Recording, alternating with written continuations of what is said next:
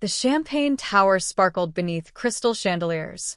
300 guests filled the grand ballroom of Lagos's most exclusive hotel, their laughter echoing against marble walls draped in gold silk. Vanessa Cole stood at the center of it all, her 25th birthday crown glittering atop her perfectly styled hair. "I invited my old classmate," she announced, her smile sharp as broken glass. "The poor one. For entertainment." Guests chuckled. Champagne flutes clinked. Then, the massive ballroom doors began to open. Slowly, silence spread like a wave crashing across the room. A breathtaking young dark-skinned woman stepped through, wearing nothing but a simple black evening dress. She walked with dignity, not shame, not fear. And, behind her, a terrifyingly calm Korean man followed, his neck tattoo visible beneath his black suit, his cold, piercing eyes scanning the room. The entire ballroom froze, because standing beside the woman they came to mock was a man whose name powerful people only whispered. And Vanessa Cole suddenly realized she had invited disaster into her own party. Please like, share, and subscribe. 3 weeks earlier, the envelope arrived on a Tuesday morning. Zara Okafor found it slipped beneath the door of her small studio apartment in Yaba, Lagos, cream-colored, thick, expensive. She knew immediately who had sent it. The gold-embossed letters confirmed her suspicion. "You are cordially invited to celebrate the 25th birthday of Miss Vanessa Cole." Zara stared at the invitation for a long moment. Her fingers traced the elegant script, the weight of the premium cardstock foreign against her work-roughened hands. 7 years. 7 years since she had last seen Vanessa Cole. 7 years since secondary school, where Vanessa had made every day a masterclass in cruelty. Why now? Zara set the invitation on her cutting table, surrounded by fabric swatches and half-finished designs. Her studio was small but organized. Bolts of African wax print fabric lined the walls, a single sewing machine sat beneath the window, and sketches of evening gowns covered every available surface. This was her kingdom. Modest. Honest. Hers. The invitation glared at her like an accusation. Later that evening, Zara's mother called. "You received something today," Mama Okafor said without preamble. "A delivery man came to my house too, looking for your address." Zara closed her eyes. "It's nothing, Mama. Nothing doesn't come in envelopes that cost more than my monthly electricity bill." Zara smiled despite herself. Her mother had always been sharp, a woman who had raised 3 children alone after their father passed, who had sold vegetables in the market until her knees gave out, who had sacrificed everything so Zara could attend that expensive secondary school on scholarship. "It's an invitation," Zara admitted. "From Vanessa Cole." Silence. Then, "The girl who made you cry every night for 4 years?" "Yes, Mama. The one whose mother tried to have your scholarship revoked because you scored higher than her daughter?" "The same one." Another pause. "Burn it." Zara laughed softly. "I'm considering it." "Don't consider. Burn it. Then burn the ashes. That girl is poison wrapped in designer clothes." Zara looked at the invitation again. Venue: the Grand Celestial Hotel, Victoria Island. Dress code: black tie. Theme: royalty. "She wants something, Mama. Why else would she invite me after all these years?" "Because snakes don't change their scales, Zara. They just shed old ones and grow sharper ones." The following morning, Zara couldn't stop thinking about it. She worked on her latest commission, a wedding dress for a client who had found her through Instagram, but her mind kept drifting to that cream envelope. Vanessa Cole. The name carried weight like an anchor. In secondary school, Vanessa had been everything Zara wasn't. Wealthy, connected, effortlessly cruel. Her father owned half of Victoria Island. Her mother hosted charity galas that made the society pages every weekend. And Zara? Zara had been the scholarship girl. The one who wore the same uniform until it faded. The one who brought rice and stew in a plastic container while others ordered from the school cafeteria. The one who was brilliant enough to earn her place, but poor enough to never truly belong. Vanessa had made sure she never forgot that distinction. The whispers. The accidental shoves in the hallway. The homework mysteriously going missing. The invitation to parties that didn't exist. And once, just once, Vanessa had poured red palm oil on Zara's only white shirt, in front of everyone. During assembly, "Oops," Vanessa had said, her smile angelic. My hand slipped. Zara had stood there, crimson staining her chest, 200 students laughing, and she had not cried. Not then. Not in front of them. She had saved her tears for later, alone in the bathroom stall, her shoulders shaking with silent sobs. Hours later, her phone buzzed. An unknown number. Zara hesitated, then answered. Zara. Oh my God, it's been forever. The voice was honeyed, familiar, dangerous. Vanessa. How did you get this number? Zara asked quietly. I have my ways, darling. Did you get my invitation? Please say yes. I'm dying to see you. Dying. An interesting choice of words. I received it, Zara said carefully. Perfect. You're coming, right? It won't be the same without you. All our old classmates will be there. Everyone's dying to see how you turned out. Dying. There it was again. I don't think, Zara. Vanessa's voice dropped, suddenly serious. I know we had our differences. In school. But we're adults now. I've changed. Truly. I want to make amends. Silence. Please, Vanessa added. Give me a chance to apologize properly. Zara stared at the wedding dress on her mannequin. White. Pure. A symbol of new beginnings. Maybe people could change. Maybe. I'll think about it, she said finally. That's all I ask.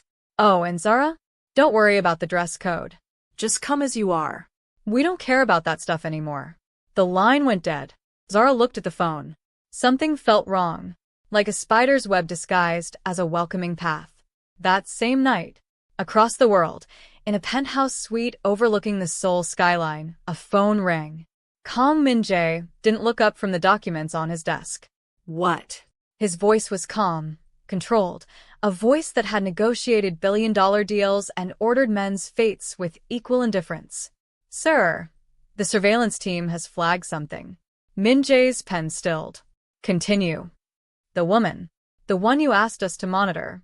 She received an invitation today. A birthday celebration in Lagos. Silence. Then, slowly, Min-jae set down his pen. The Cole family? Yes, sir. Vanessa Cole. Min-jae's jaw tightened almost imperceptibly. Anyone else would have missed it. His assistant did not. Send me everything, Min-jae said. Guest list. Venue details. Security arrangements.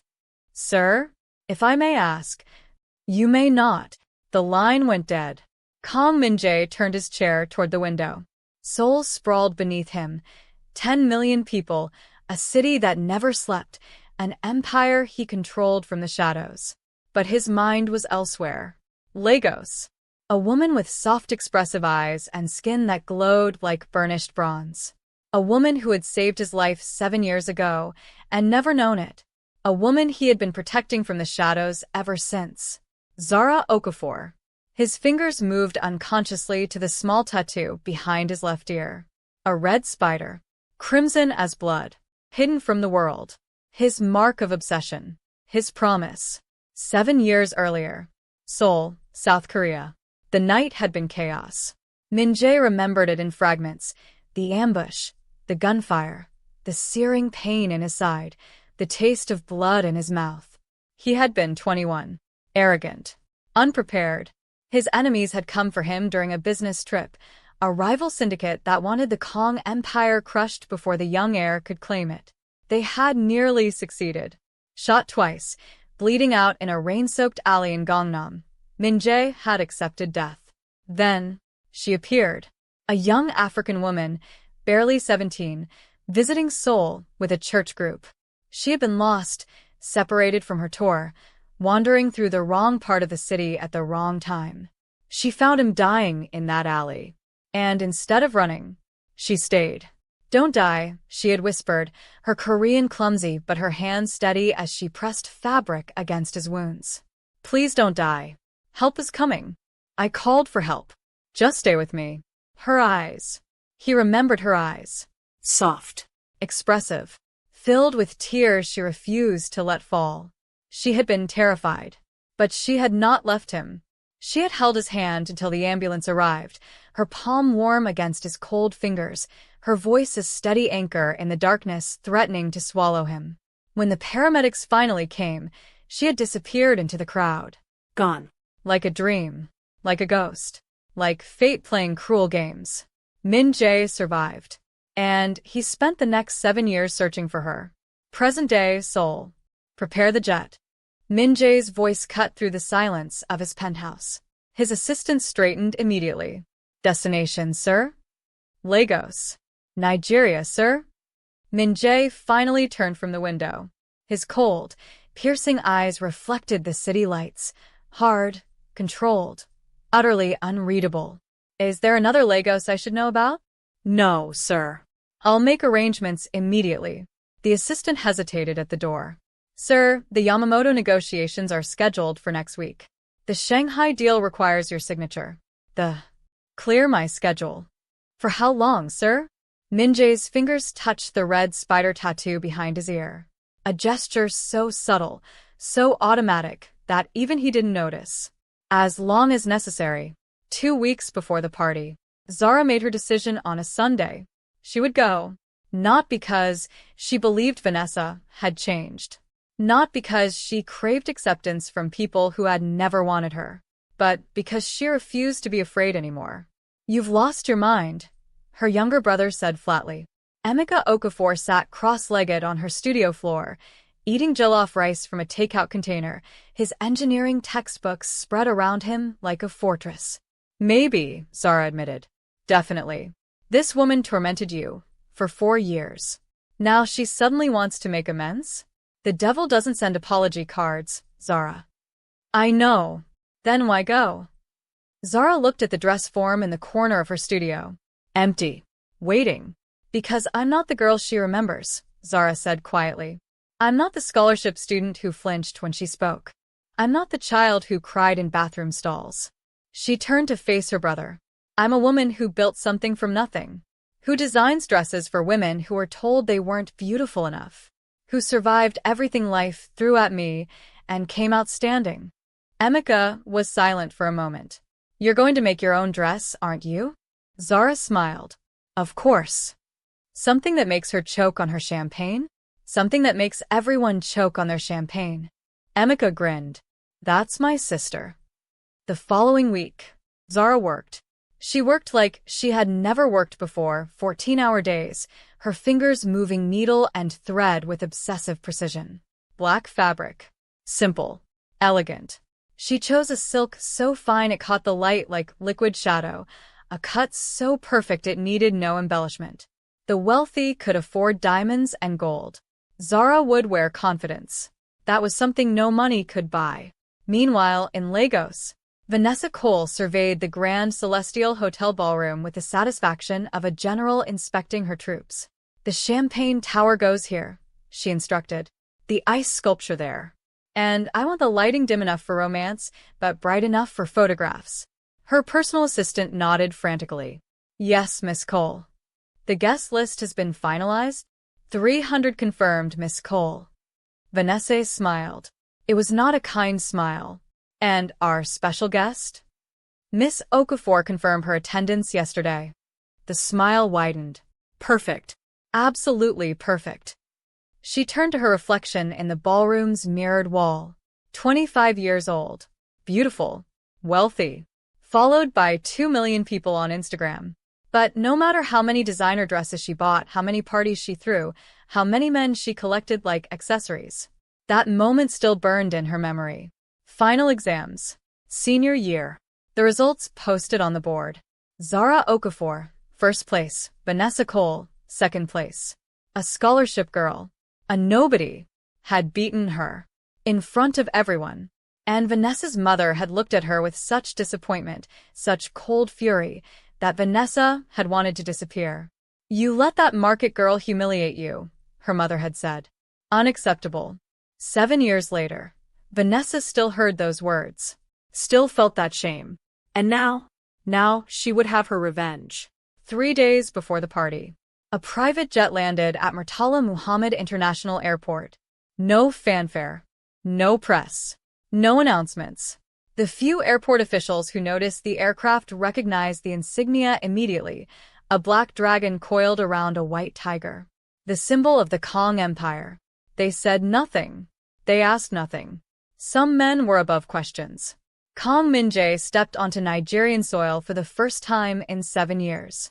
The heat wrapped around him like a living thing, thick, humid, utterly different from Seoul's sharp winters. He didn't notice. His mind was focused on a single point: a woman, a party, a debt he had waited 7 years to repay. Sir, your car is ready. Min-jae nodded once.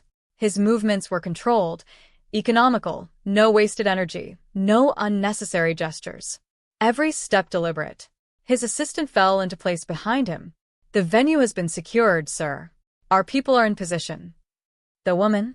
Still at her studio. She hasn't left in 3 days. Working. Something flickered in Min-jae's eyes. Almost warm. Almost soft. Then it was gone, replaced by the cold mask he wore like armor.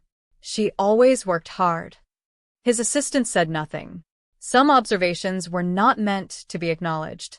The hotel penthouse. Min-jae stood at the window of his suite. Legos sprawled beneath him, chaotic, vibrant, alive with an energy Seoul never possessed. But his eyes were fixed on a single point: a small building in Yaba. A studio where the woman who haunted his dreams was sewing a dress to attend a party designed to humiliate her. She didn't know yet. But he did. He had intercepted Vanessa Cole's private messages. Read her plans. Understood exactly what that invitation meant. Vanessa intended to parade Zara before Lagos's elite like a circus attraction. The poor girl who dared to dream, exposed for everyone's entertainment. Cameras would capture every moment. Social media would spread the humiliation worldwide. And Vanessa would finally have her petty revenge. Min-jae's jaw tightened. His fingers moved to the spider tattoo behind his ear. Red. Crimson. Blood-colored. Someone had made a terrible mistake. And Kang Min-jae did not forgive mistakes. 2 days before the party, Zara needed fabric. One final piece, a strip of dark red silk to line the interior of her dress. A small detail. An insignificant touch. But Zara didn't believe in insignificant touches. The market in Balagan was crowded, loud, overwhelming. Vendors shouted prices. Motorcycles weaved between pedestrians. Colors exploded from every stall. Zara loved it. This was Lagos, raw, real, unapologetic. She moved through the chaos with practiced ease, her eyes scanning fabric stalls for the exact shade of red she needed. Crimson. Deep. Like old wine. Like... She stopped. A man stood in her path. Tall. Impossibly tall. Sharp jawline. Cold, piercing eyes. Perfectly tailored black suit in a market where everyone wore casual clothes. He looked utterly out of place. And utterly unconcerned about it. "Excuse me," Zara said politely. She moved to step around him. He shifted, blocking her path. Not aggressively. Almost accidentally. But his eyes never left her face. "You're looking for something." His voice was calm. Deep. Accented in a way that took her a moment to place. "Korean." "I'm looking for fabric," she said carefully. "Red silk. Interior grade.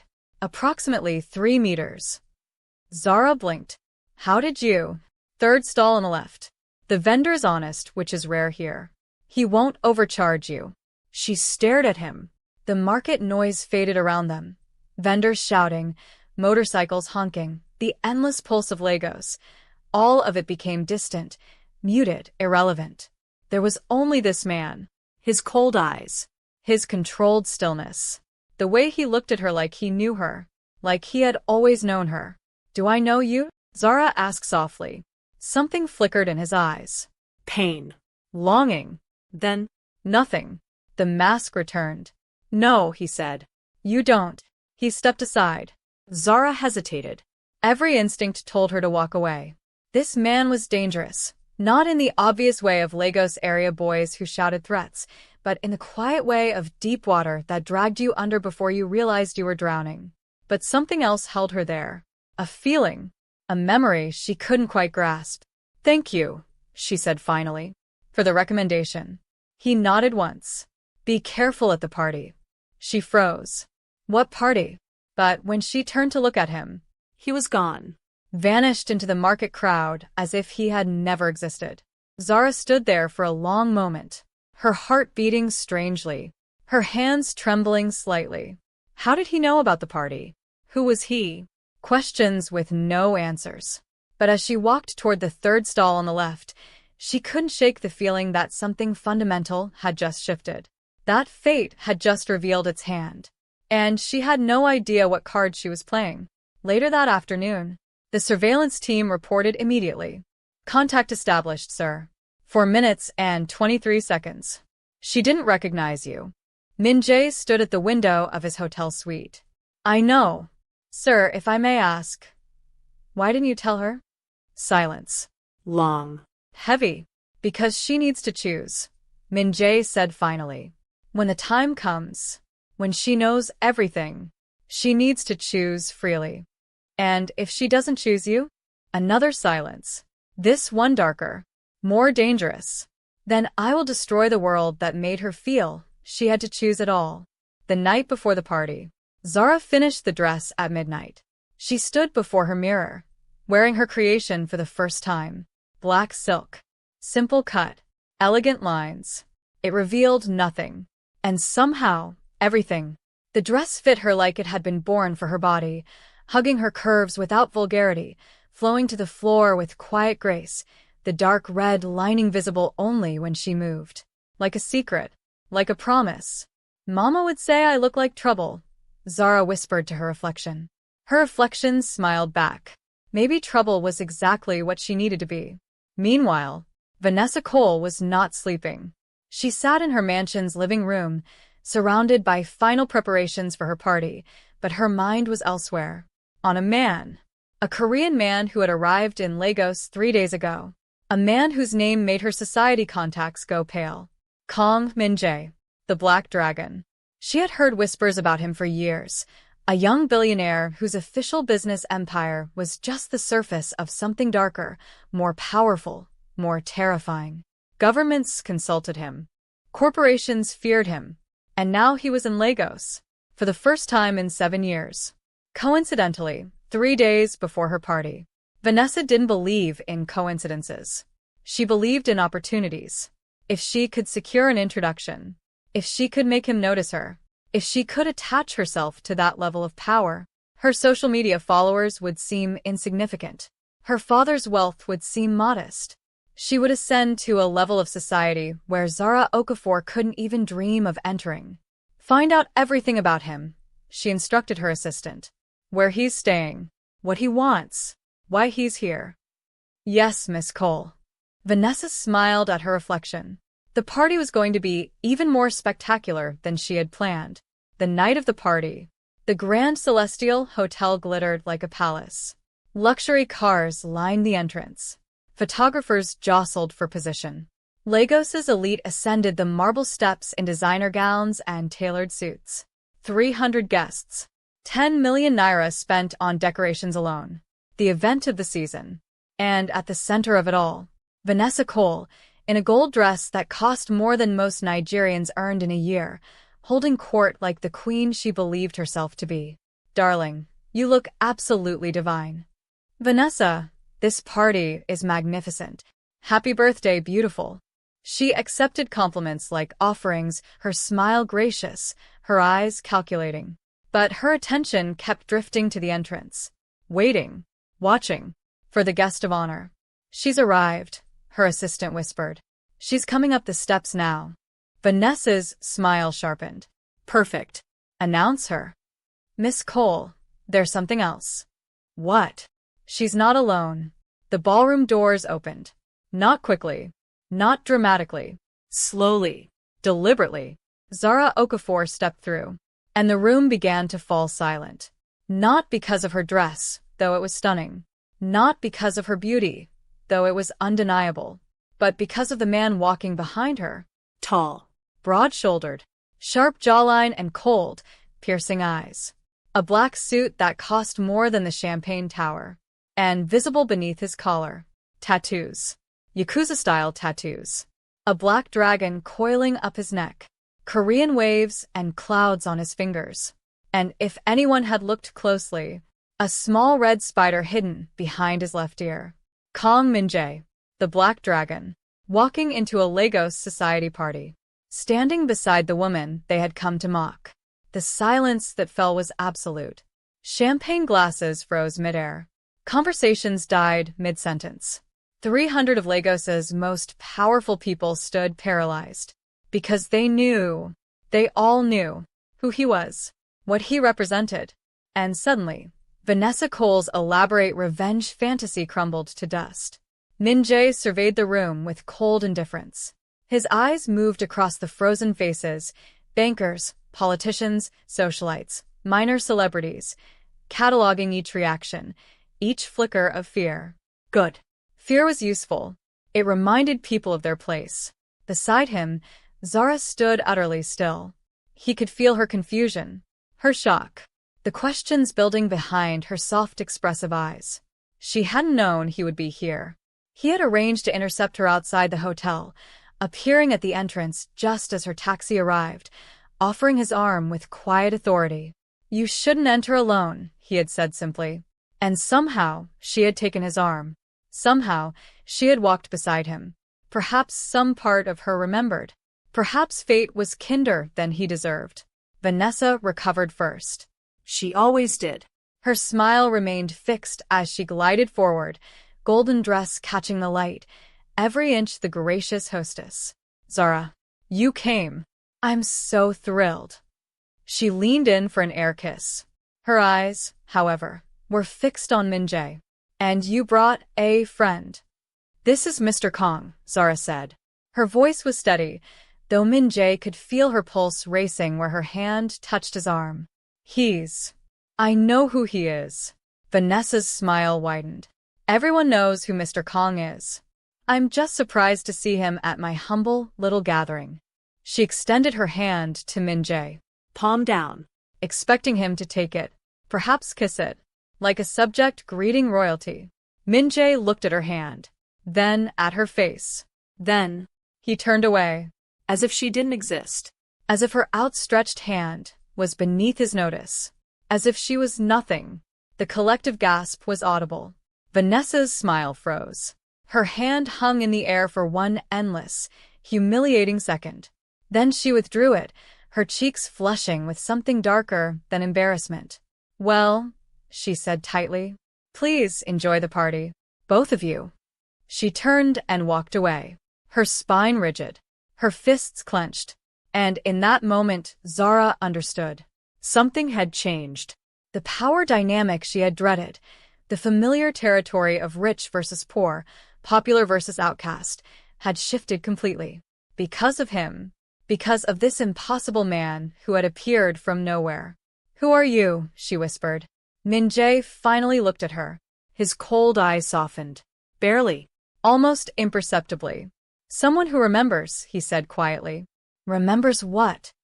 But he was already guiding her into the crowd. And the questions would have to wait. 1 hour into the party, the whispers followed them everywhere. Who is she? How does she know Kong Min-jae? The scholarship girl? Impossible. Did you see how he ignored Vanessa? I heard he's worth more than Lagos itself. Zara heard all of it. And she hated it. Not because of what they said, she had stopped caring about society's opinions years ago, but because none of it made sense. This man. This terrifying, beautiful, impossible man. Why was he here? Why had he chosen her? "You're uncomfortable," Min-jae observed. They stood near the champagne tower, surrounded by guests who were desperately pretending not to stare. "I'm confused," Zara corrected. "There's a difference." "Tell me the difference." She turned to face him fully. "Uncomfortable is wanting to leave. Confused is wanting answers before I decide whether to leave." Something flickered in his eyes. Almost warm. Almost proud. "You're exactly as I remembered," he murmured. "We've never met. Haven't we?" The music changed. A slow song. Couples began moving toward the dance floor. Min-jae extended his hand. Not demanding. Offering. "Dance with me." Zara stared at his hand. Strong. Tattooed. Korean waves and clouds across his knuckles. A white tiger on his wrist. Dangerous. Safe. How could a hand look both dangerous and safe? She took it. The moment they touched, Zara felt it. Recognition. Not the kind that came from memory, but something deeper. Cellular. As if her body knew him, even though her mind did not. Min-jae led her onto the dance floor. His hand settled on her waist. Firm. Controlled. Respectful. You tense when I touch you, he observed quietly. You're a stranger. Am I? She looked up at him. His eyes were fixed on her face, cold, piercing, but something beneath that coldness flickered. Something hungry. In the market, she said slowly. That was you. Yes. You knew about the party. Yes.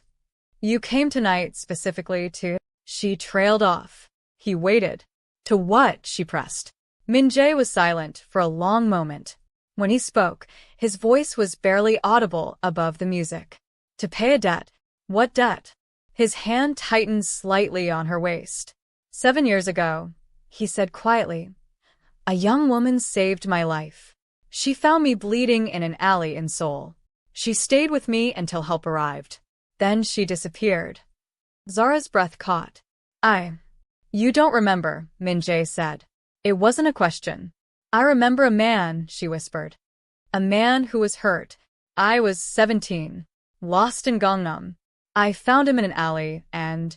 She stopped. Stared at him. Really stared. His features.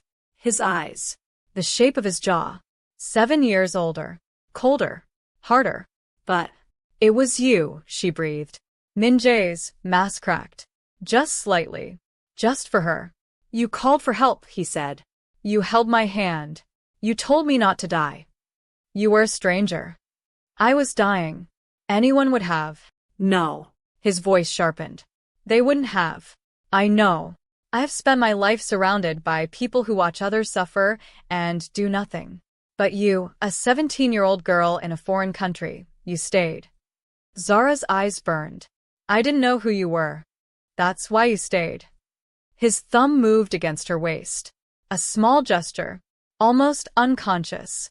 You didn't save me because I was powerful. You saved me because I was human. That is the most valuable thing anyone has ever given me. The music swelled. They turned across the dance floor. And every eye in the room watched. Vanessa's with fury. The guests with fascination. The universe's with something like satisfaction. Because this moment, this single moment, had been written in the stars 7 years ago. And neither of them could escape it now. Across the ballroom, Vanessa Cole was spiraling. She stood with her inner circle, 3 women whose loyalty was purchased rather than earned, watching Zara dance with the most powerful man in the room. Who does she think she is? Hissed one of her friends. She must be paying him, said another. Like an escort. That's the only explanation. Vanessa said nothing. Her mind was racing, calculating, adapting. The original plan was ruined. She couldn't humiliate Zara with Kong Min-jae standing guard like a dragon protecting treasure. But there were other ways. Other approaches. Min-jae was a man, wasn't he? And Vanessa had never met a man she couldn't seduce. Excuse me, she said sweetly to her friends. I need to mingle. She began moving through the crowd. Toward the dance floor. Toward the impossible. Later that evening, the song ended. Min-jae released Zara slowly, his hand lingering on her waist a moment longer than necessary, his eyes holding hers with an intensity that made her pulse stutter. You have questions, he said. I have 1,000 questions. Ask one. She considered. Why now?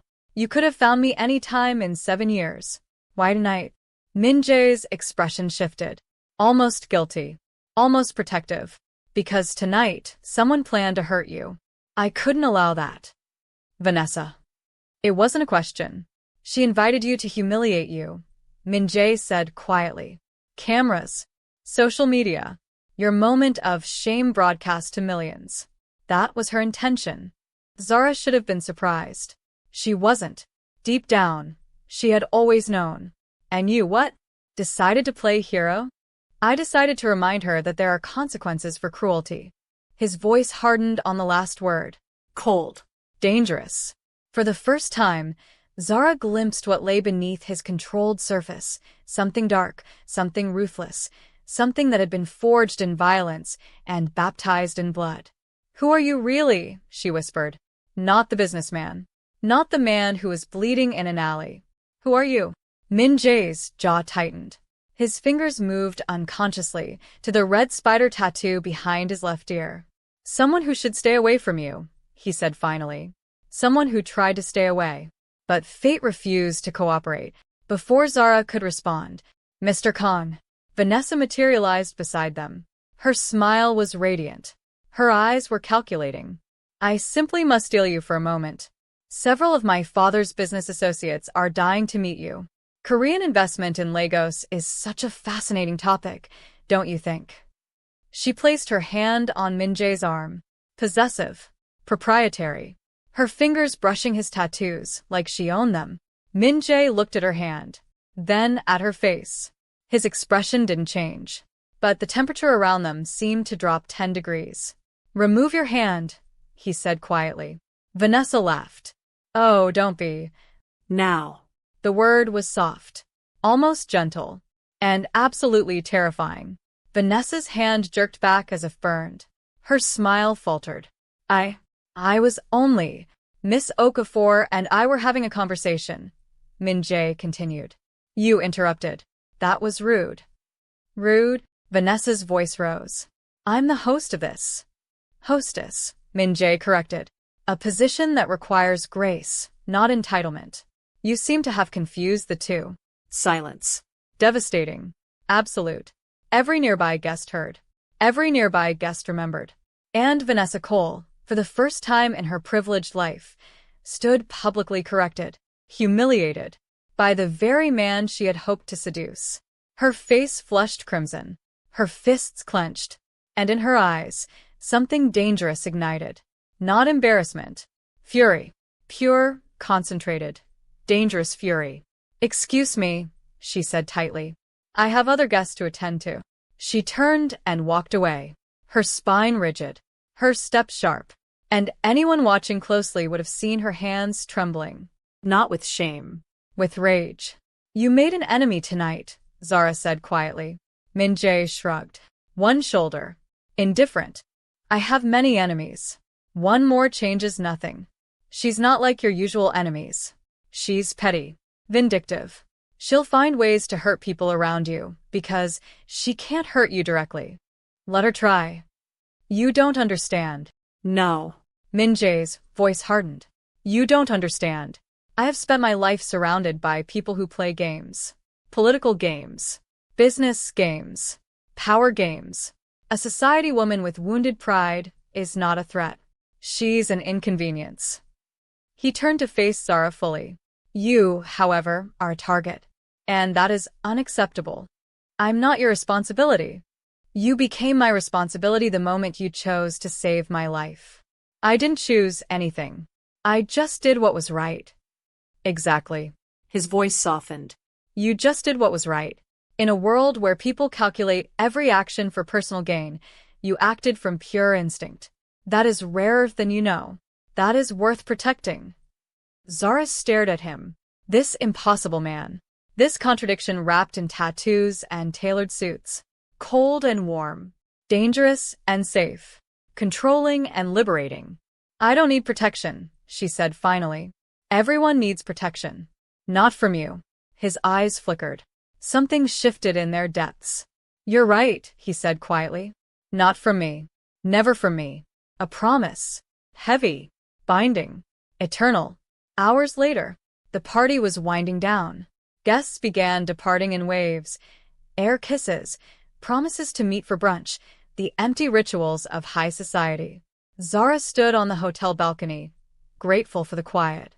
The Lagos night stretched before her, city lights competing with stars, the distant sound of traffic, the warm breeze carrying the scent of rain. She should have left hours ago, but something kept her there. Someone. "You're thinking too loud." She didn't turn. She had felt him approach. His presence was unmistakable, a gravity that pulled at her awareness whether she wanted it to or not. "I'm thinking at a normal volume," she said. "You're just unusually perceptive." Min-jae joined her at the railing. Close. Not touching, but close enough that she could feel his warmth. "What are you thinking about?" "Tomorrow." "What happens tomorrow?" Zara finally turned to look at him. "You leave. I go back to my studio. We return to our separate lives, and tonight becomes a strange story, I tell my brother. Remember that time a Korean billionaire appeared at Vanessa Cole's party and made everyone uncomfortable? Something flickered in Min-jae's eyes. Almost hurt. Almost desperate. "Is that what you want?" "It's what makes sense." "That's not what I ask." She held his gaze. Those cold, piercing eyes. That sharp jawline. The tattoos visible at his collar. The red spider she had glimpsed behind his ear. Everything about him screamed danger. Everything about him felt like home.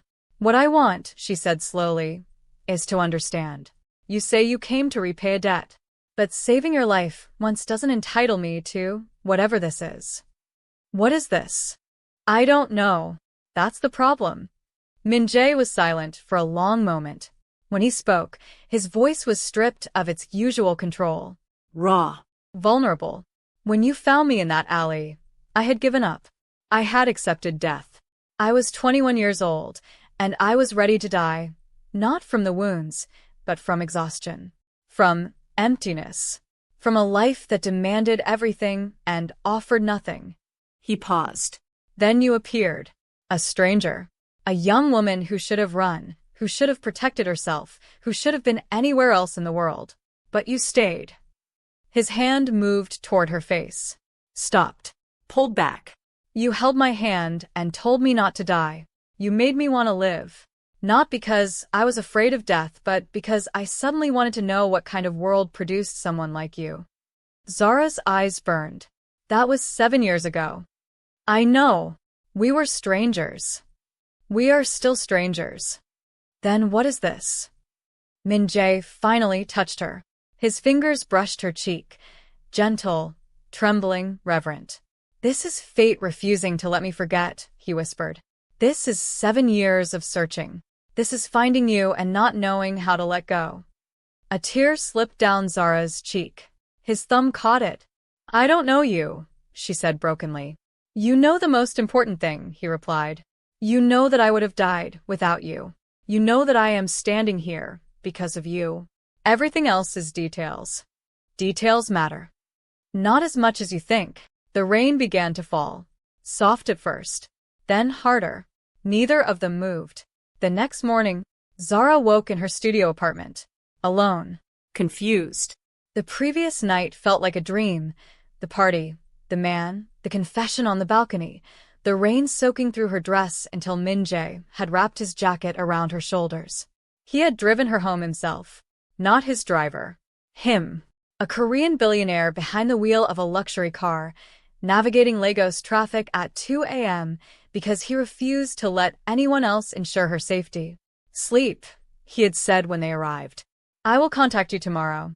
And then, nothing.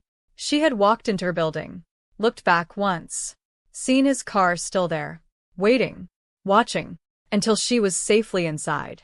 Who does that? Who is he? Her phone buzzed. Unknown number. She answered. Miss Okafor. Not Min-jae. A different voice. Female. Cold. Who is this? My name is Song Jian. I represent Mr. Kang's organization. We need to meet. Why? Because there are things you need to understand about the man you've become involved with. Things that could put your life in danger. Zara's blood ran cold. Is this a threat? No, Miss Okafor. This is a warning. Please, for both your sakes. Meet me. 1 hour later, Zara sat in a quiet cafe in Lekki. Across from her was a Korean woman in her 30s, elegant, composed, beautiful in a sharp way that suggested efficiency rather than warmth. Song Jian. Thank you for coming, Jian said. You didn't give me much choice. You had every choice. You came because you want answers. Zara couldn't argue. Jian slid a folder across the table. Inside you will find information about Kang Min-jae, his official biography, his business holdings, his public persona. Zara didn't touch it. And the unofficial version? Ji-yeon smiled. It didn't reach her eyes. You're clever. Good. He needs someone clever. She leaned forward. Kang Min-jae is the head of one of the most powerful organizations in Asia. Not just business, though his legitimate enterprises are worth billions. The organization has existed for 3 generations. It controls shipping routes, banking networks, political connections. It has enemies everywhere. Enemies who might hurt people close to him. Yes. People like me. Yes. Zara absorbed this. And you're telling me this why? To scare me away. Ji-yeon's expression shifted. Almost sad. Almost human. I'm telling you this because I've known Min-jae since we were children. I've watched him become cold. Hard. Closed off from everything except duty and power. And then, 7 years ago, something changed. The alley. He came back different. Not softer. The world doesn't allow softness, but searching. Looking for something. For someone. He never said who. But I knew. She paused. I knew because for the first time in his life, he had hope. Zara's throat tightened. I'm not asking you to stay, Ji-yeon continued. I'm asking you to understand what staying means. It means danger. It means enemies. It means a world you've never imagined.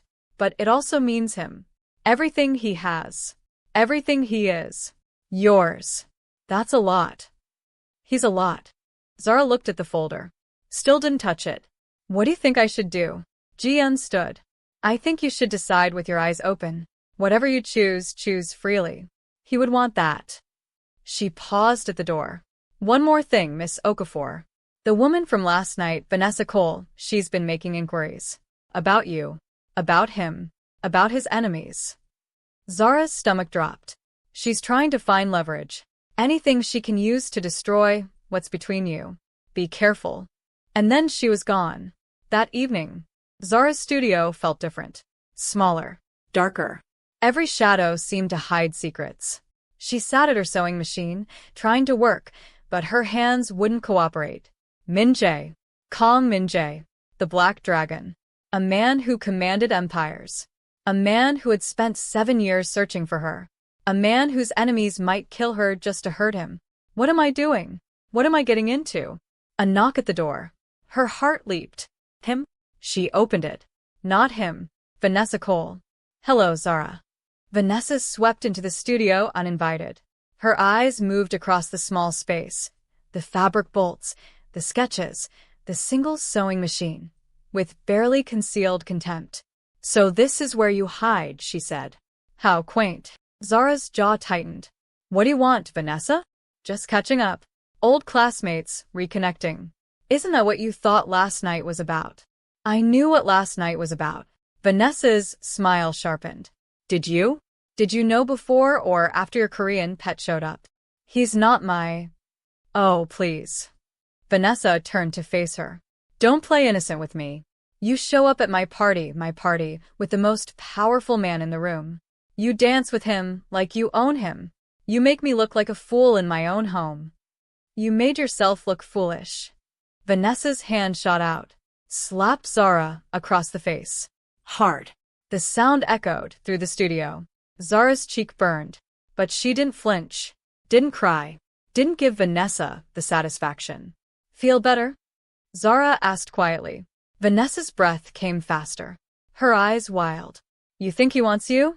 You think a man like that actually cares about a market girl from Yaba? He's using you. For entertainment. For variety. And when he's done, he'll throw you away like everyone does. Everyone like you? Vanessa's face contorted. I came here to offer you a deal, she hissed. Stay away from him. Disappear. Go back to your little life of sewing dresses for nobodies. And I'll leave you alone. And if I don't, then I will destroy you. Vanessa stepped closer. I have connections, resources, influence. I can make your business fail, your reputation crumble, your family suffer. Is he worth that? Zara met her gaze. Steady, unafraid. Get out of my studio. Excuse me? Get out Of my studio. Vanessa stared at her. For a long moment, something flickered in her eyes. Uncertainty. fear. Then she laughed, harsh, ugly. You'll regret this. You'll regret everything. She stormed out. The door slammed behind her. And Zara stood alone, her cheek throbbing, her hands shaking, but her spine straight. Because some things were worth fighting for, even if she didn't fully understand them yet. Later that night, the rain returned, heavier this time. Lagos dissolved into rivers and waterfalls, the streets becoming temporary streams that reflected the city lights in broken patterns. Zara stood at her window, watching, waiting. She didn't know for what. Then, a car pulled up outside. Black. Expensive. Familiar. And she knew. Min-jae appeared at her door soaking wet. No umbrella. No pretense. Just him. She came to see you, he said. It wasn't a question. How did you know? I have people watching. Protecting. They reported her visit. His jaw tightened. They should have stopped her. That won't happen again. You can't control everything. I can try. Zara stepped aside. Let him in. He dripped water onto her studio floor. Didn't seem to notice. His eyes were fixed on her face. Her cheek. The faint red mark that Vanessa's slap had left behind. Something changed in his expression. Something dark. Something dangerous. She hit you. Not a question. It doesn't matter. It matters more than you understand. His hand moved toward her face. Stopped. Clenched into a fist. I could destroy her, he said quietly. With one phone call, I could end her family, her business, Her social standing. everything she values gone. By morning. Zara reached out, touched his clenched fist. Is that who you want to be? He looked at her. Cold eyes. Sharp jaw. Controlled stillness. But beneath the surface. Rage. Pure, concentrated rage. Held in check by nothing but will. I want to be whoever keeps you safe, he said. If that requires destruction, so be it. And if I ask you not to? Silence. Long. Heavy. Then I will wait, he said finally. For now. The rain pounded against the windows. They stood together in Zara's small studio, surrounded by fabric and dreams and the accumulated weight of 7 years. I met someone today, Zara said quietly. Song Jian. Min-jae stiffened. What did she tell you? Everything. Your organization. Your enemies. The danger. And Zara looked up at him. And I'm still here. Something broke in Min-jae's expression. The cold mask cracked. Beneath it, Pain. Hope. desperation. You should run, he whispered. You should take your family and disappear. I would help you. Set you up anywhere in the world. Keep you safe from a distance. Is that what you want? I want you to be safe. That's not what I ask. His hands found her waist. Pulled her closer. Not demanding. Pleading. What I want, he said, his voice breaking, is impossible. What I want is selfish. What I want. Say it. I want you.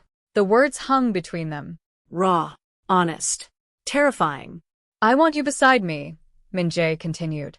I want to wake up knowing you're safe, because I'm the one protecting you. I want to show you the world.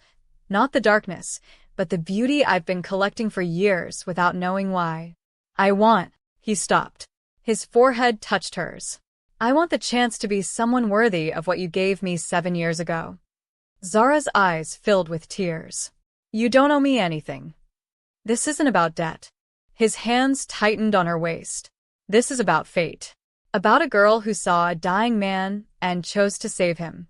About 7 years of searching.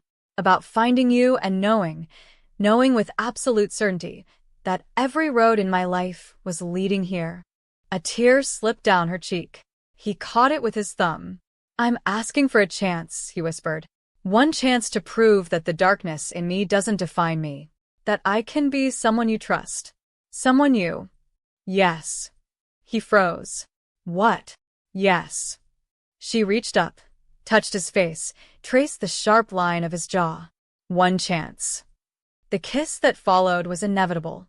Not passionate, not yet, but something deeper. A promise. A beginning. His lips touched her softly, reverently, as if she was something sacred he didn't deserve to hold. She tasted rain. And underneath it, him. Power and control and desperate, aching tenderness. When they finally separated, he pressed his forehead to hers. I will spend the rest of my life earning this, he promised. She believed him. 3 weeks later, things moved quickly. Too quickly. Zara found herself swept into a world she had never imagined. Private jets, exclusive restaurants, security details that followed her everywhere. Min-jae was attentive but not controlling. Present but not suffocating. He introduced her to his world slowly, carefully, letting her adjust, letting her breathe, letting her choose. And she found herself falling. Not in the dramatic, cinematic way she had expected, but quietly, inevitably, in the way he asked about her designs, in the way he remembered details she had mentioned once and never repeated, in the way he looked at her when he thought she wasn't watching, like she was the answer to a question he had been asking his entire life. But the darkness was never far away. The incident at the gallery. They attended an art exhibition together, African contemporary artists, a cause close to Zara's heart. The evening was perfect, until a man approached, well-dressed, handsome, confident in a way that bordered on arrogant. Daniel Adeyemi, real estate mogul, society fixture, and, apparently, an old acquaintance of Vanessa Cole. Miss Okafor, he said smoothly, ignoring Min-jae entirely. I've been hoping to meet you. Your designs have caught my attention. Thank you, Zara said politely. Daniel's eyes lingered on her in a way that made her uncomfortable. Perhaps we could discuss a business opportunity. Over dinner? She's unavailable. Min-jae's voice cut through the conversation like a blade. Cold. Quiet. Deadly. Daniel finally acknowledged him. His smile remained, but something flickered behind his eyes. Mr. Kong. I didn't realize Miss Okafor was attached. Now you do. Still, business is business. Surely you don't mind if... I mind. The temperature dropped. Min-jae hadn't moved. His expression hadn't changed. But the air around them seemed to thicken, to crystallize, to become something dangerous and charged. Daniel's smile wavered. Of course. My apologies. Perhaps another time. He retreated. Quickly. In the car afterward. You didn't need to do that, Zara said quietly. Min-jae's jaw was tight. He was disrespectful. He was looking at you like you were a possession to acquire. That is not acceptable. Zara turned to face him. I can handle myself. I know you can. Then why? Because I can't watch it. His voice broke slightly. I can't watch men look at you that way and do nothing. It's not about control. It's about... He stopped. Struggled. Jealousy. Zara asked softly. He looked at her. If that's what it's called, then yes. Jealousy. The thought of anyone else touching you, wanting you, having what I... He stopped again. His hands were shaking. This terrifying, powerful man. Shaking. I know it's irrational, he said quietly. I know you're not property. I know you have every right to speak with whoever you choose. But my heart doesn't understand logic. It only understands you. Zara reached across the console, took his hand. I chose you, she said simply. That man meant nothing. But I need you to trust me when I say that. Can you do that? Min-jae's fingers intertwined with hers. I can try. That's all I ask. 1 week later, the article appeared online. Korean crime lord's secret Nigerian mistress. The shocking truth about Kong, Min-jae's obsession. Photographs. Taken without consent. Zara and Min-jae at the gallery. Zara outside her studio. Zara visiting her mother in Seoul. End quotes. Anonymous sources speaking about the scholarship girl who seduced her way into a billionaire's bed. About desperation disguised as love. About a social climber willing to associate with criminals. The story spread like wildfire. By morning, Zara's Instagram was flooded with hateful comments. Her business email was overwhelmed with cancellations. Her family was being harassed by reporters. And through it all, one name kept appearing in the anonymous sources. A name Zara would recognize anywhere. Vanessa Cole. The confrontation. Min Jae found out within hours. His response was immediate. "I'll handle it." How? Zara demanded. "By making people disappear? By using your organization." He flinched. Actually flinched. "I would never." "Wouldn't you? Isn't that who you are? Who you've always been?" Silence.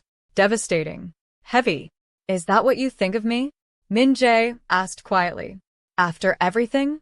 Zara's anger faltered. "I don't know what to think. My family is being attacked. My business is destroyed. Everything I built, gone. Because of you. Because of what you are. I'm not responsible for her cruelty. But you brought this world into my life. Your power. Your enemies. Your darkness." She was crying now, tears streaming down her beautiful face. And Min Jae looked destroyed. "You're right," he said softly. "I did this. By wanting you, I put you in danger. By loving you, I destroyed what you built." He stepped back, away from her. "I'll fix it. I'll make the story disappear. I'll restore your reputation. And then..." He paused. His voice broke. "Then I'll stay away. If that's what keeps you safe." Min Jae. "I'm sorry, Zara. For everything." And he walked out. Into the rain. Into the darkness. Leaving her alone with her anger and her tears and the devastating realization that she had just pushed away the only man who had ever truly seen her. Hours later, Zara received a single message. From an unknown number. "He left Seoul tonight. Flying somewhere remote. Off-grid. He left instructions for his organization to protect you and your family indefinitely, without any contact from him. He believes you're better off without him. He believes his love destroyed your life. And he plans to disappear forever. You have 48 hours before he's beyond reach. The choice is yours." Signed. Song Ji-yeon. Zara stared at the message, her hands trembling, her heart shattering, because the man who had spent 7 years searching for her was now running away, and she had exactly 48 hours to decide if she would let him go forever. 47 hours remaining. Rain hammered the windows of Zara's studio. She sat on the floor, the phone in her hand, Ji-yeon's message glowing on the screen like a countdown to the end of the world. "He plans to disappear forever. You have 48 hours. 1 hour had already passed. 1 hour of staring at the wall. 1 hour of replaying every moment, every look, every touch, every word spoken and unspoken, since the night he walked into that ballroom behind her. She had told him to leave. No. Worse. She had blamed him for Vanessa's cruelty, for the article, for the destruction of her reputation. She had taken every wound the world had inflicted and placed them at his feet like accusations. And he had accepted them, all of them, without argument, without defense, because he loved her enough to believe he was the problem. "Zara." Her brother's voice came from the doorway. Emeka stood there, soaking wet, his university jacket dripping puddles onto the floor. "I came as fast as I could. Your message said." "He's leaving." Emeka's expression shifted. "The Korean man. His name is Min Jae. The man whose world is destroying yours. The man who saved mine first." Emeka crossed the room slowly, sat beside her on the floor, said nothing for a long time. Then, "Tell me what happened." "From the beginning. Everything." And Zara did. She told him about Seoul, about being 17 and lost in a foreign city, about finding a young man bleeding to death in an alley and choosing to stay, about holding a stranger's hand and begging him not to die. She told him about the party, about Vanessa's trap, about Min Jae appearing like a shield between her and the cruelty she had been walking into. She told him about the dance, the balcony, the rain, the kiss. She told him about Ji-yeon's warning, about the darkness that surrounded Min Jae's world, about enemies and danger, and the price of loving a man who controlled empires. She told him about Daniel Adeyemi, about Min Jae's jealousy, not controlling, but aching. About a man terrified of losing the only light he had ever known. She told him about Vanessa's article, about the destruction, about the fight, about the words she had spoken in anger that she could never take back. And when she finished, Emeka was quiet for a long time. "You love him," he said finally. "Not a question. I barely know him." "That's not what I said." Zara closed her eyes. Yes. "I love him. God help me, I love him." "Then why are you sitting on the floor?" She opened her eyes. "Because I'm afraid. Of him. Of his world. Of what loving him means. Of the danger. The enemies. The darkness." Emeka nodded slowly. "Let me ask you something. Before him, before the party, before any of this, were you happy?" Zara didn't answer. "You were surviving," Emeka continued. "Working yourself to exhaustion. Building a business alone. Carrying the weight of our family. Never complaining. Never asking for help. Never letting anyone close enough to matter." He turned to face her. "That's not living, Zara. That's existing. And he made you live." For the first time in years, I saw my sister smile like she meant it. Tears slipped down her cheeks. "What if loving him gets me killed? What if not loving him kills you slower?" Silence. The rain continued. The clock continued. 45 hours remaining. "I don't even know where he's going," Zara whispered. "Then find someone who does." 44 hours remaining. Zara called Jiyeon. The phone rang 7 times. Then, "I was wondering when you'd call." "Where is he?" "I can't tell you that. You sent me the message. You gave me 48 hours. Why do that if you won't help me find him?" Silence. Then, "Because the message was a test, Miss Okafor, not of your ability to find him, of your willingness to try." Zara gripped the phone tighter. "I'm trying." Are you? Because trying means more than a phone call. It means leaving everything, your studio, your safety, your comfort, and stepping into his world completely. No half measures. No 1 foot in, 1 foot out. "I understand." Do you? Because his world isn't Lagos society parties and art exhibitions. His world is boardrooms where billion-dollar wars are fought with silence. His world is enemies who will use you as leverage. His world is... I know what his world is. He told me. You told me. Everyone has told me. And I'm still here. Still asking. Still choosing. Another silence. Longer. Then, he's flying to Jeju Island, South Korea. He has a private estate there. Off-grid. No communications. He goes there when he wants to disappear. When does he arrive? 14 hours. "I need a flight. There's a ticket waiting for you at the airport. First class. Under your name." Zara's breath caught. "You planned this." "I hope for this. There's a difference." Why? "Why do you care?" Jiyeon's voice softened. For the first time, she sounded not like a handler or a gatekeeper, but like a woman who understood loss. "Because I've watched him suffer for 7 years. Because he's my oldest friend. Because he deserves someone who fights for him as hard as he fights for everyone else." She paused. "Don't make me regret this, Miss Okafor." The line went dead. 42 hours remaining. Zara packed a single bag. Her passport. A change of clothes. Her sketchbook. Nothing else. Her mother called as she was leaving. "Where are you going?" "Korea." Silence. For the man. For the man. Her mother was quiet for a long time. "Your father was a stubborn man," Mama Okafor said finally. "When everyone told him not to marry a woman from a different village, he crossed 3 rivers and walked for 2 days to ask for my hand." I remember the story. It wasn't a story. It was a lesson. Love doesn't wait for permission.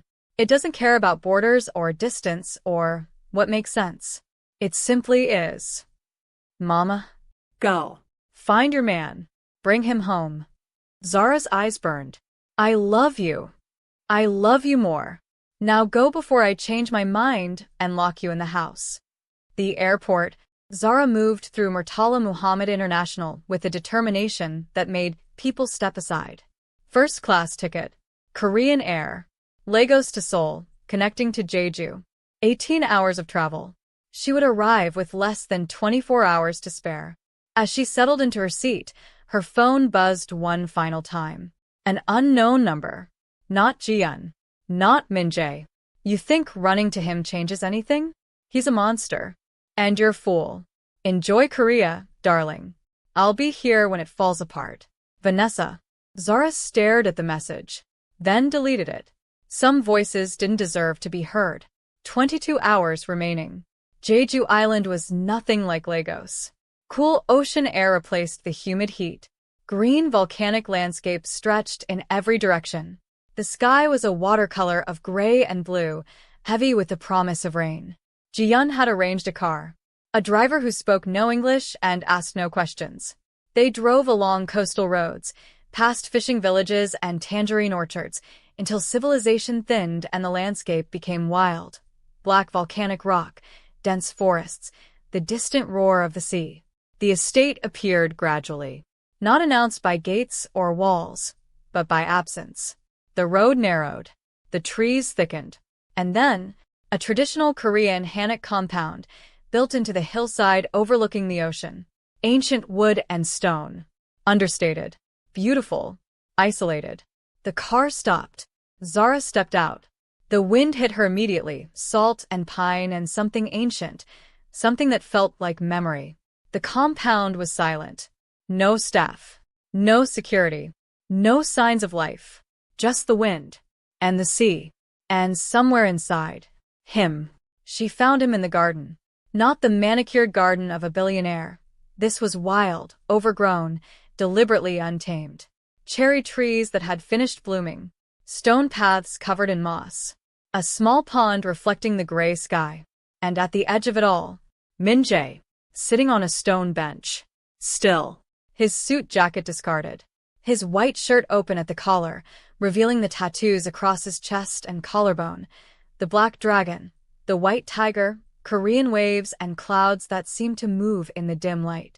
His hair was uncombed. His eyes were closed. He looked broken. Not the controlled, commanding man who had walked into that Lagos ballroom. Not the strategic mind who ran an empire from the shadows. Just a man, sitting alone in a garden, accepting defeat. You're a hard man to find. His eyes opened, and the look on his face. It would haunt Zara for the rest of her life. Disbelief. Hope. Terror. All at once.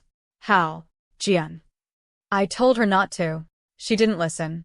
Apparently, stubbornness is contagious in your organization. Min-jae stared at her, as if she was a ghost. As if she was a dream he was afraid to touch, because touching it would make it disappear. You shouldn't be here, he said hoarsely. And yet. I left for a reason. A stupid reason. His jaw tightened. I destroyed your life. Vanessa destroyed my reputation. There's a difference. My world is dangerous. Yes. I know.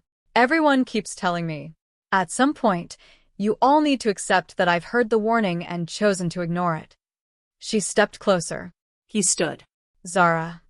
You spent 7 years searching for me. Her voice cracked. 7 years. You tracked me across continents.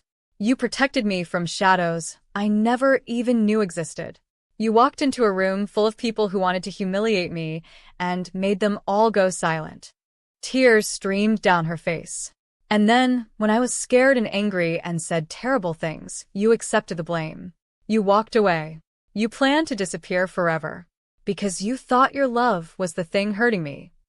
She was standing in front of him now, close enough to touch. Close enough to see the way his cold eyes had shattered into something raw and vulnerable. Your love didn't hurt me, Min-jae.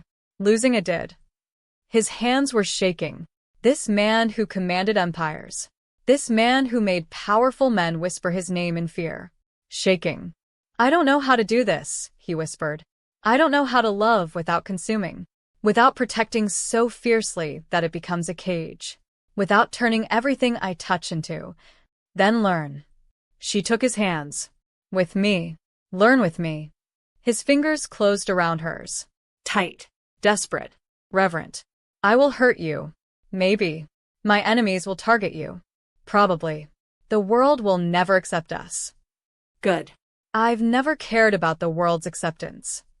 Something broke in his expression. The last wall, the final barrier, the mask he had worn his entire life, cold, controlled, impenetrable, crumbled completely. And beneath it, Love. Raw. consuming, terrifying, beautiful. He pulled her into his arms, held her like she was the only real thing in a world of shadows. His face buried in her hair, his body trembling against hers. I will spend the rest of my life earning this, he whispered. You already said that. I'll say it every day until you believe it. She pulled back, looked up at him, traced the sharp line of his jaw, the tattoo on his neck, the red spider hidden behind his left ear. I believe you, she said softly. And when he kissed her, it was different from the first time. Not gentle, not reverent. This kiss was desperate and consuming and final, a declaration of war against loneliness, against doubt, against every force in the universe that had tried to keep them apart. The rain began to fall. Of course it did. The rain always fell for them, and neither of them moved. 1 week later, they returned to Lagos together, not hiding, not ashamed, together. The city received them with its usual chaos, traffic, noise, heat, life, but something had shifted. Zara could feel it. In the way people looked at her. In the way her phone buzzed with messages from contacts who had abandoned her during the scandal. In the way the world seemed to have quietly rearranged itself around the reality that Zara Okafor and Kang Min-jae were together. Not because of his power, though that helped, but because truth has a way of surfacing. And the truth was becoming impossible to ignore. The first morning back, Min-jae sat in Zara's studio. Not in a penthouse.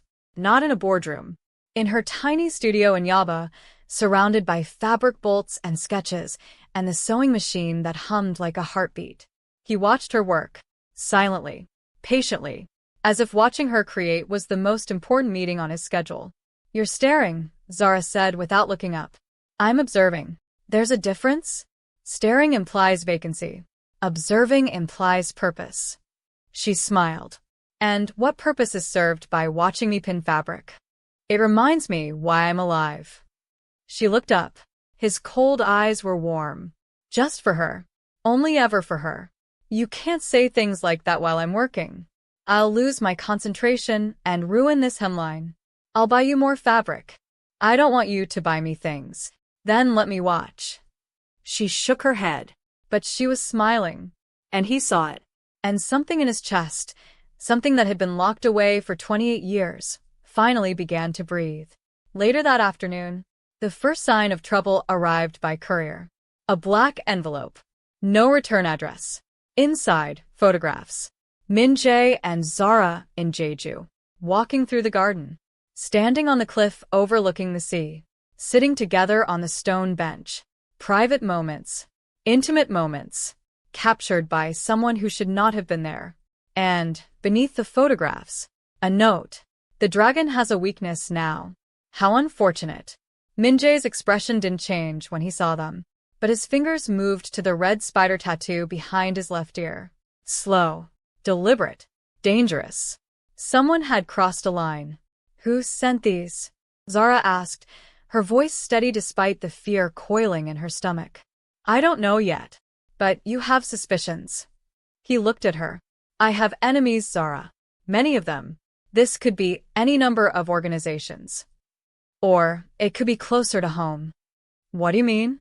Zara picked up one of the photographs. The angle, the timing, the intimate knowledge of Min-jae's schedule. Someone told them where you were. Someone who knew you were going to Jeju. Someone inside your organization. Min-jae's eyes hardened. Ji-yeon would never. I'm not saying Ji-yeon, but she told me where you were. Who else knew? Silence. Cold. Calculating. 3 people, Min-jae said quietly. Ji-yeon, my pilot, and my head of security. Then one of them talked. Min-jae stared at the photographs. His jaw tightened until the muscles corded beneath his skin. I'll find out who. And then, he looked at her. And in his eyes, she saw the darkness. Not the warm, vulnerable man who had held her in a Jeju garden. The black dragon. The man whose name made powerful people whisper. And then, he said softly, there will be consequences. 3 days later, the investigation was swift. Min Jae's methods were thorough, methodical, terrifyingly efficient.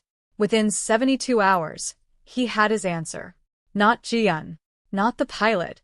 His head of security, a man named Park Sung-ho, had been compromised. Not by a rival syndicate, not by a government agency, by Vanessa Cole. The connection was elegant in its simplicity. Vanessa had used Daniel Adeyemi, the real estate mogul who had approached Zara at the art gallery, as an intermediary. Adeyemi had connections to a Korean business consortium that Park Sung-ho owed money to. Gambling debts. Hidden from Min Jae for years. Vanessa had discovered the debts through her network. Offered to clear them in exchange for information. Park had provided Min Jae's location. The photographs. Access to surveillance feeds. Everything Vanessa needed to know exactly where Min Jae was vulnerable. And where he was vulnerable Was Zara. the office. Min Jae sat behind his desk in the temporary Lagos headquarters of the Kong Corporation. Park Sung-ho stood before him. The room was silent. No assistants. No witnesses. Just two men and the weight of betrayal. How long? Min Jae asked. His voice was calm. Conversational. More terrifying than any shout. Park's face was ashen. Sir, I can explain. I asked how long. Sweat beaded on Park's forehead. 4 months. 4 months. You sold my movements, my schedule, my private life to a stranger for 4 months. She offered to clear my debts. I was desperate. My family. Your family. Min Jae's voice was soft. Almost tender. I would have helped your family. You know that. I have always taken care of my people. All you had to do was ask. Park's eyes glistened. I was ashamed. And now? Silence. Now you should be afraid. Min Jae stood. Slowly. His full height commanding the room. The tattoos on his neck and fingers visible. The red spider behind his ear seeming to pulse in the dim light. You are no longer part of this organization. Your debts will be cleared. Not because you deserve it, but because your children deserve a father who isn't buried under obligation. You will leave Lagos tonight. You will not contact anyone in this organization again. Sir. And if you do... Min Jae leaned forward, his cold, piercing eyes locked on Park's. I will not be merciful a second time. Park left. Broken. Grateful. Terrified. And Min Jae stood alone in his office. His hands resting on the desk. His knuckles white. The black dragon tattoo on his neck seeming to coil tighter. Vanessa Cole. She had reached inside his organization. She had compromised his security. She had threatened the one person who mattered. This was no longer a petty rivalry. This was war. And Kong Min Jae did not lose wars. The following week, Vanessa Cole's world began to crumble. Not dramatically. Not publicly. Quietly. Precisely. Like a building whose foundation had been removed one brick at a time. First, her father's shipping contracts were renegotiated by companies he didn't recognize, at terms that made no sense. Within days, Cole Industries lost 3 major international partners without explanation. What's happening? Chief Cole demanded of his lawyers. Who's doing this? No one could answer, because the hand behind it was invisible. Second, Vanessa's social media sponsorships began evaporating. Brands she had partnered with for years suddenly dropped her. Their publicists cited brand realignment. Their legal teams offered generous severance packages that included non-disclosure agreements.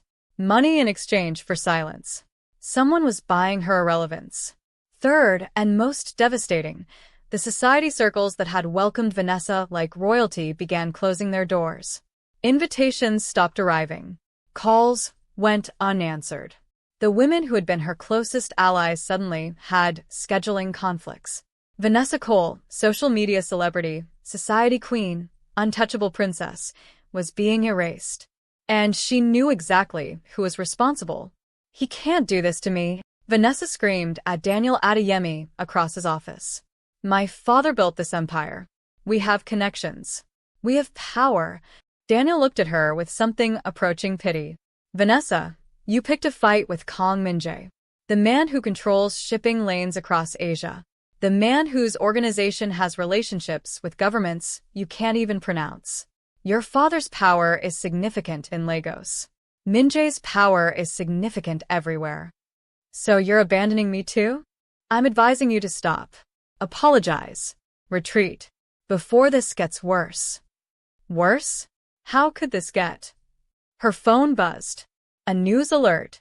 Coal industries under investigation for tax irregularities. Sources reveal potential criminal charges. Vanessa stared at the screen. Her face drained of color. He's destroying my family. Daniel said nothing. There was nothing to say. That night, Vanessa sat alone in her mansion. The lights were off. The servants had been dismissed. The silence was deafening. She scrolled through her Instagram. 2 million followers, but the comments had turned hostile. Fake. Bully. Remember what you did to that girl at your party? Someone had leaked the original plan. The humiliation she had designed for Zara. The cameras she had hidden. The social media posts she had pre-written. All of it exposed. And the court of public opinion was brutal. Vanessa's phone rang. She answered without checking. Miss Cole. A voice she didn't recognize. Female. Korean. Cold. Who is this?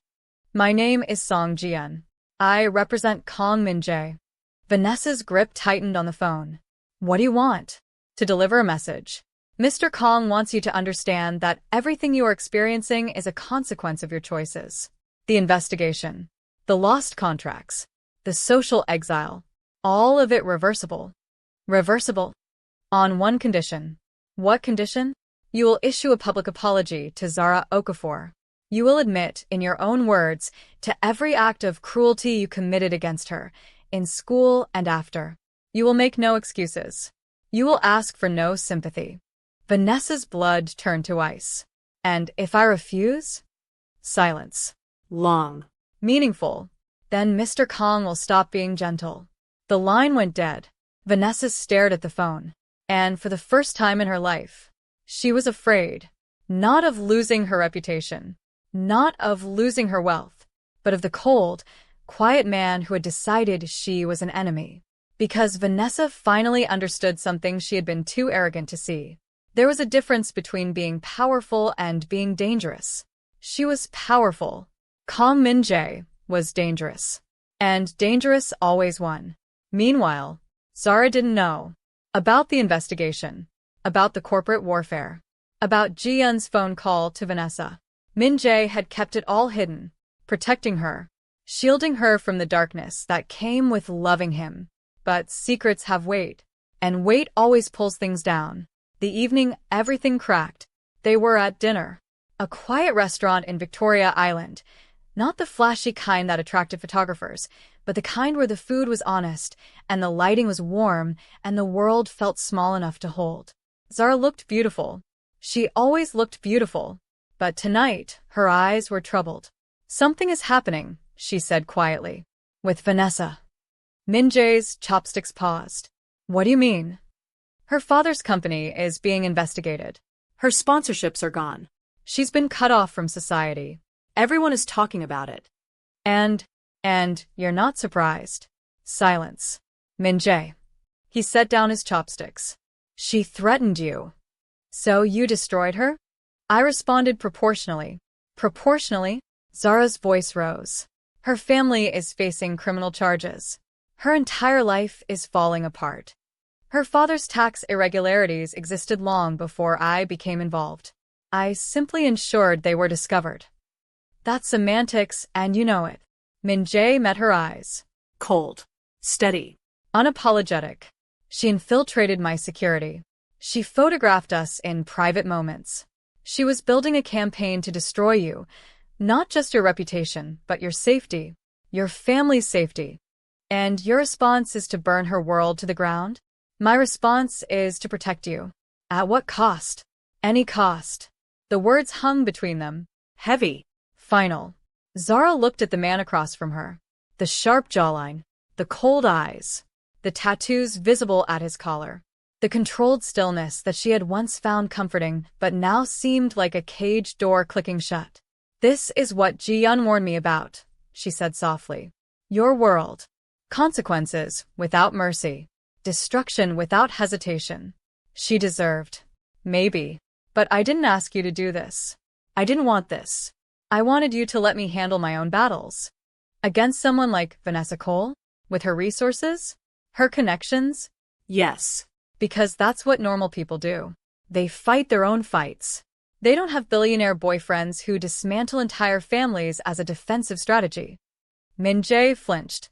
The word boyfriend landed oddly between them. Too casual. Too normal for what they were. "Is that what I am?" he asked quietly. "Your boyfriend? I don't know what you are. That's the problem." Silence.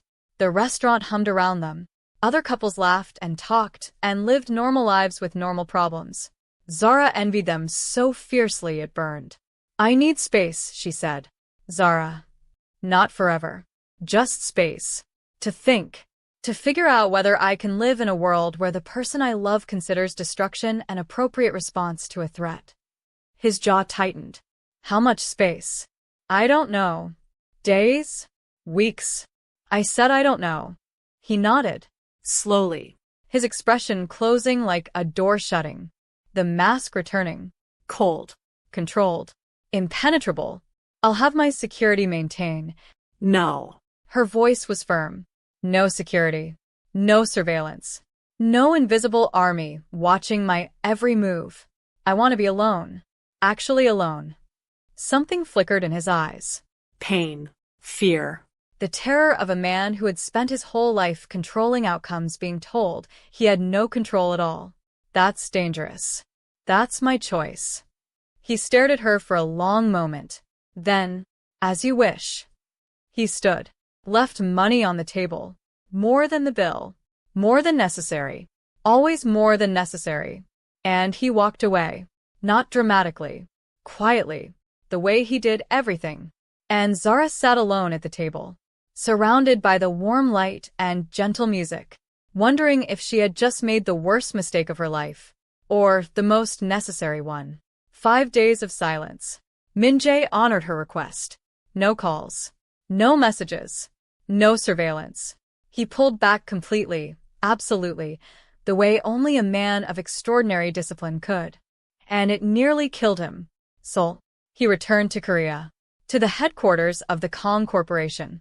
To the cold, efficient world of business and shadow where emotion was weakness and attachment was vulnerability.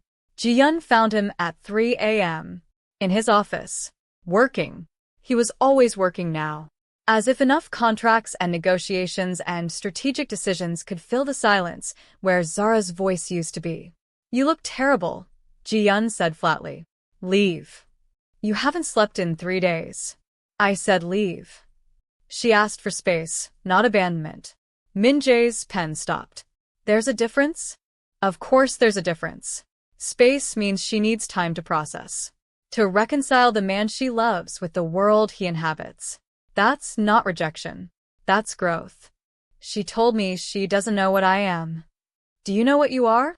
Silence. "I know what I've always been," he said quietly. "A weapon. A tool. An instrument of power designed by my father and grandfather to perpetuate an empire. Love was never part of the design. And yet, he set down the pen, looked at his hands. Tattooed. Powerful. Hands that had signed death warrants and billion-dollar deals with equal indifference. Hands that had trembled when they touched Zara's face. "I don't know how to be what she needs," he admitted. "She wants normalcy. Boundaries. A man who handles conflict with patience instead of precision strikes." "Then learn." What? "Learn. Adapt. You've reinvented industries, restructured global supply chains, built an empire from your father's ashes. Are you telling me you can't learn to fight fair?" He looked at her. "Fighting fair gets people killed. In your world, not in hers." The truth of it landed like a blow. His world, her world. They were different planets. And he had been trying to drag her to his instead of meeting her on hers. "What do I do?" he asked. And Ji-yeon, who had known him since childhood, who had watched him become cold and hard and untouchable, heard something she had never heard before. Humility. You do what she asked, Jiyeon said gently. You give her space. And when she's ready, if she's ready, you show her a different version of yourself. Not the dragon. Not the weapon. The man. I don't know if that man exists. He exists. I saw him in that garden in Jeju. He exists when she's around. Min-jae closed his eyes. And if she doesn't come back? Jiyeon didn't answer. Some questions were too cruel for words. Day 7. Zara's phone rang. She almost didn't answer. Then she saw the number. Not Min-jae. Vanessa Cole. Before you hang up, Vanessa's voice was different. Stripped. Raw. Just listen. Please. Zara said nothing. But she didn't hang up. I'm outside your studio. I'm alone. No cameras. No assistants. Just me. Silence. Please, Zara. 5 minutes. That's all I ask. Vanessa looked different. Not the golden goddess of the birthday party. Not the venomous rival who had slapped her across the face. This woman was diminished. Smaller. Her makeup couldn't hide the circles under her eyes. Her designer clothes hung loosely, as if she had stopped eating. Her hands trembled around a paper coffee cup. She sat in Zara's studio, the same studio she had mocked weeks ago, and she looked at the floor. I came to apologize, she said. Because he's forcing you to? Vanessa flinched. He gave me a choice. Apologize or face consequences. But... She paused. That's not why I'm here. Then why? Vanessa finally looked up. Her eyes were red. Not from tears she was shedding now. From tears she had shed alone. In the dark, where no one could see. When the article came out, the one I planted, I expected to feel satisfied. Vindicated. Like I had finally won. She set down the coffee cup. I felt nothing. Empty. Like I had been chasing something my entire life, and when I finally caught it, it turned to dust in my hands. You destroyed my reputation. I know. You tried to humiliate me at your party. I know. You've been cruel to me since we were children. I know. Vanessa's voice cracked. And I know why. She looked around the studio. At the fabric bolts, the sketches, the wedding dress on the mannequin. You were always better than me, she whispered. Not richer. Not more connected. Better. Kinder. Stronger. More talented. You had nothing, and you built everything. I had everything, and I built nothing. Tears spilled down her cheeks. My mother told me I was a failure, because you beat me in exams. 1 test. 1 score. And she looked at me like I was worthless. I've been trying to prove her wrong ever since. But the only way I knew how was to tear you down. Because if you were lower than me, then maybe I wasn't as small as she made me feel. Zara stared at her. This woman. This enemy. This broken, terrified, desperately lonely woman. That doesn't excuse what you did, Zara said quietly. No. It doesn't. You caused real harm. To me. To my family. To my business. I know. And I'm sorry. Truly sorry. Not because I'm afraid of your boyfriend. Not because my life is falling apart.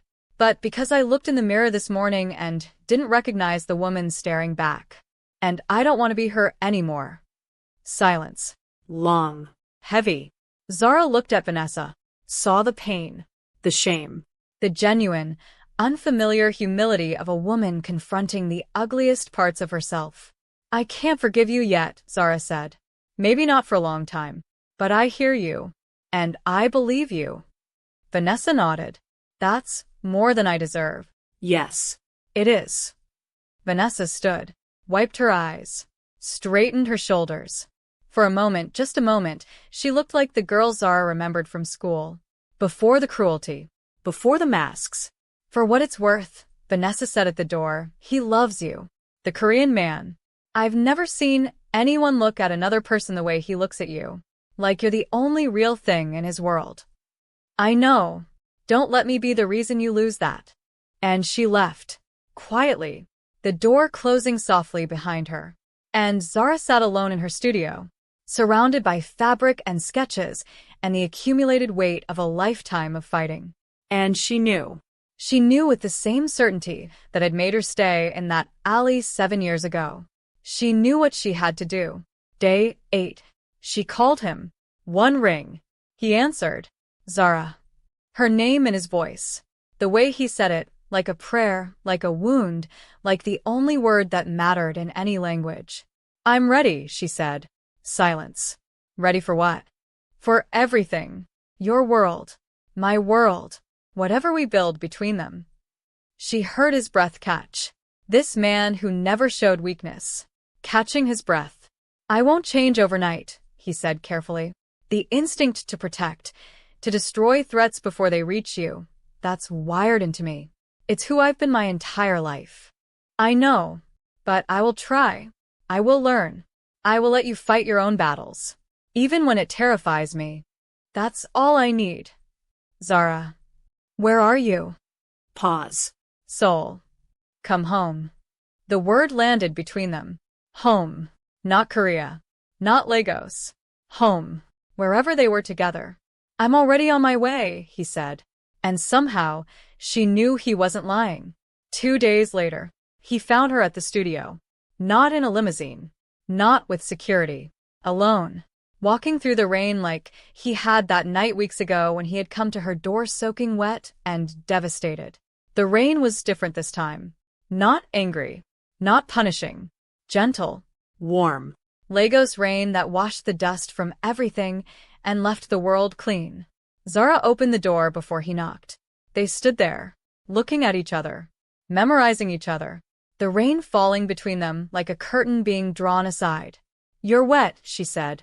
You noticed. You could have used an umbrella. I could have. But you didn't. The rain reminds me of us. Every important moment between us has happened in the rain. She smiled. And he? Kong Min-jae, the black dragon, the man who rarely smiled, smiled back. Not his controlled, calculated almost smile. A real smile. Unreserved. Vulnerable. Beautiful. Come inside, she said. He stepped through the door. She handed him a towel. He dried his hair while she watched. The tattoos on his hands moving with each gesture, Korean waves and clouds across his knuckles, a white tiger on his wrist, power and beauty intertwined. I spoke to Vanessa, Zara said. Min-jae's hand stilled. And she apologized. Really apologized. Not because you forced her to, though I'm sure the pressure helped, but because she finally saw herself clearly. Do you believe her? I believe she's trying. Whether she succeeds is up to her. Min-jae nodded. I've instructed my team to pull back. The investigations will continue. They were legitimate, but my involvement is finished. Thank you. Don't thank me. You were right. Destruction isn't protection. It's control wearing a different mask. Zara stared at him. Did you rehearse that? Ji-yeon may have coached me. I need to thank that woman. She would enjoy that far too much. They laughed. Together. For the first time. A sound so natural, so unexpected, so fundamentally right that it seemed impossible they had ever existed without it. Later that evening, they sat on the floor of her studio, surrounded by fabric, eating takeout jollof rice from plastic containers. A Korean billionaire and a Nigerian fashion designer, sitting on the floor, eating rice, laughing. It was the most extraordinary thing either of them had ever experienced. Tell me something, Zara said. Something real. Something you've never told anyone. Min-jae was quiet for a moment. Then, the red spider. He turned his head, showed her the small crimson tattoo behind his left ear. Everyone assumes it represents something dangerous. A threat. A warning. Doesn't it? No. He touched it gently. I got it 6 months after you saved my life. After I started searching for you. In Korean folklore, the red spider spins threads of fate, connecting two people who are destined to meet. Zara's eyes widened. You tattooed a symbol of us on your body 6 months after we met. Yes. Before you knew my name. Yes. Before you knew if you'd ever find me. I knew I'd find you. The spider guaranteed it. Her eyes glistened. You're insane. Probably. That's the most romantic thing anyone has ever done for me. I have 7 years of romantic gestures to catch up on. This is merely the beginning. She reached out, Touched the tattoo. her fingertips against the crimson spider, his skin warm beneath her touch. He closed his eyes, and in that moment, in a small studio in Yaba, with rain falling outside and jollof rice growing cold between them, two people who had been searching for each other across continents and years and impossible odds, finally stopped searching and started being found. 1 month later, the threat came from a direction no one expected. Not Vanessa. Not a rival corporation. Not a jealous society. From within Min Jae's own world, a man named Takashi Yamamoto, head of the Yamamoto Syndicate, Min Jae's most powerful rival in Asia, a man who had been watching, waiting, studying the Black Dragon's movements with the patience of a predator. And he had found the weakness. The woman. Yamamoto spoke to his lieutenant in a darkened room in Tokyo. She's the key. Remove her, and the dragon becomes reckless. Reckless men make mistakes. Mistakes create opportunities. What are your orders, sir? Bring her to me. Alive. Unharmed for now. 2 days later, Lagos. Zara noticed the car on a Tuesday. A black sedan. Parked across from her studio. Engine running. She might have dismissed it. Lagos was full of parked cars, but something about it felt wrong. Too still. Too watchful. She called Min Jae. There's a car outside my studio. His response was immediate. Describe it. Black sedan. Tinted windows. Been there for 2 hours. Silence. Then his voice changed. Colder than she had ever heard it. Lock your doors. Don't go near the windows. I'm sending people. Min Jae, what's happening? Lock your doors, Zara. Now. She locked the doors. Min Jae's team arrived within 11 minutes. The black sedan was gone. But the message was clear. Someone was watching. Someone was planning. And the safety Zara had fought so hard to maintain was about to be tested. That night, Min Jae arrived at her studio with 4 men who looked like they had been carved from granite. This is your security detail, he said. Non-negotiable. Zara looked at the 4 men, then at Min Jae. We talked about this. About you controlling. This isn't control. His voice cracked. Just slightly. Just enough. This is me begging you. Yamamoto is not Vanessa Cole. He's not a society woman with wounded pride. He's a man who would kill you to hurt me without a moment's hesitation. Zara saw it then. In his cold, piercing eyes. Not the dragon. Not the weapon. Fear. Pure, human, devastating fear.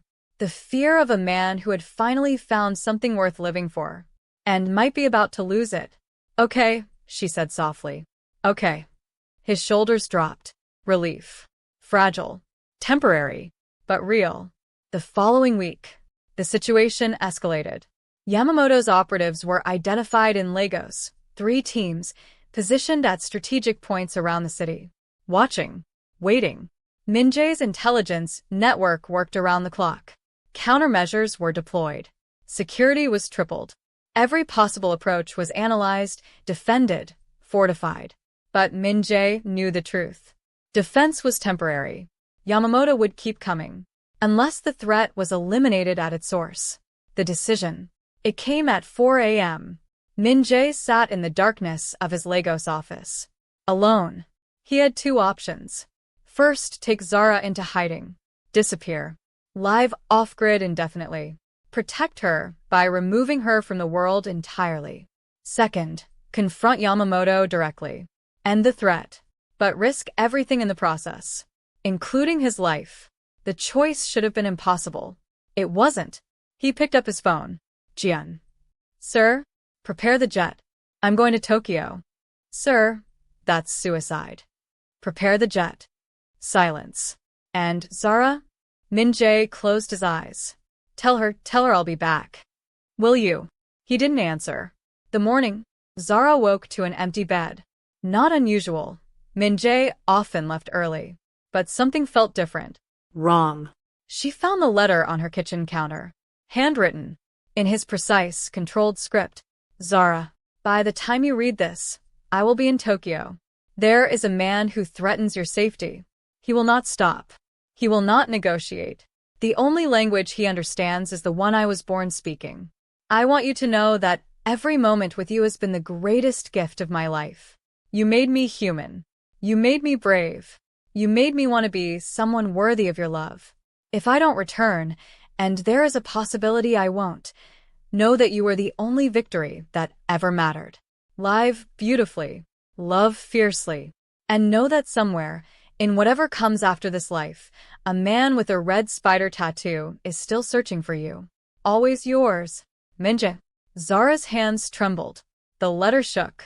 Tears fell onto the paper, blurring the ink. No, she whispered. Then louder. No. She grabbed her phone. Called Ji-yeon. Where is he?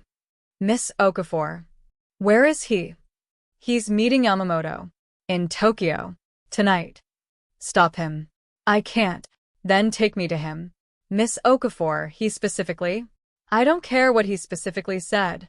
He doesn't get to sacrifice himself for me.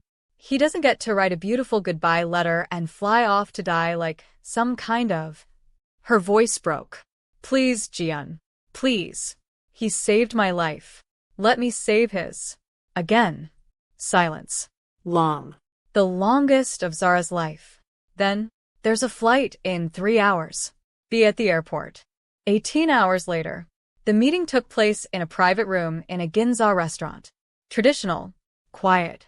The kind of place where empires were built and destroyed over cups of tea. Yamamoto sat on one side. 60 years old. Silver-haired. Eyes like a shark. Flat, predatory, empty. Minjae sat on the other. Calm. Still. His black suit immaculate. His tattoos visible. The dragon on his neck, the tiger on his wrist, the waves on his knuckles. The red spider behind his ear. 2 dragons in a room. One old, one young. Both lethal. You've been watching my people in Lagos, Minjae said. Observing. There's a difference. There isn't. Yamamoto smiled. Cold. Reptilian. You've grown soft, dragon. Your father would be ashamed. My father is dead. His opinions are irrelevant. And the woman? Is she irrelevant? Minjae's jaw tightened. Almost imperceptibly. But Yamamoto saw it. And smiled wider. She's beautiful, I'm told. African. A designer. How exotic of you. Choose your next words carefully. Or what? You'll start a war over a woman? Wars are expensive. Messy. Bad for business. Then don't start one.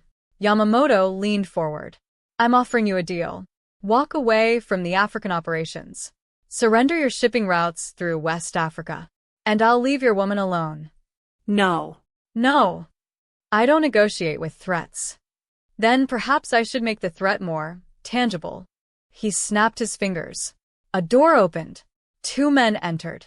Between them, Farah. Minjae's entire body went rigid. Every muscle, every nerve, every ounce of his legendary control shattered.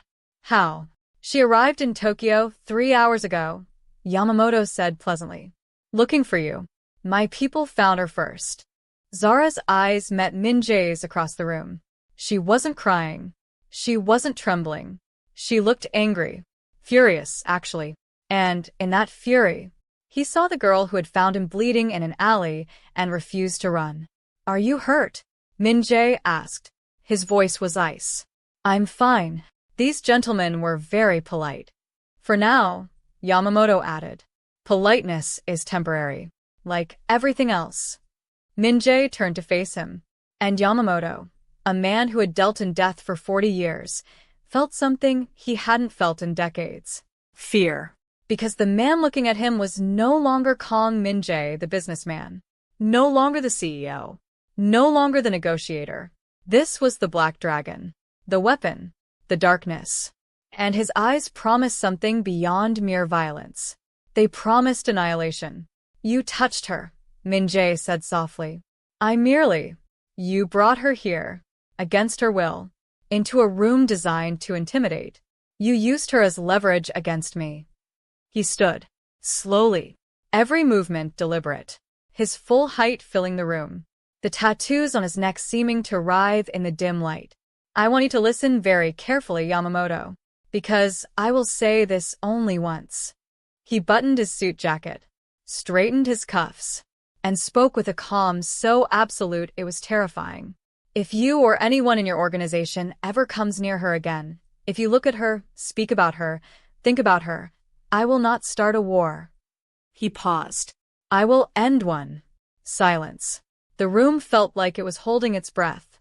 You will release her. Now. You will withdraw your operatives from Lagos. Tonight. And you will accept a new arrangement, one where our territories remain separate and your ambitions remain contained. And if I refuse? Min-jae's hand moved to his ear. The red spider. His fingers traced it slowly. Then I will show you why they call me the dragon.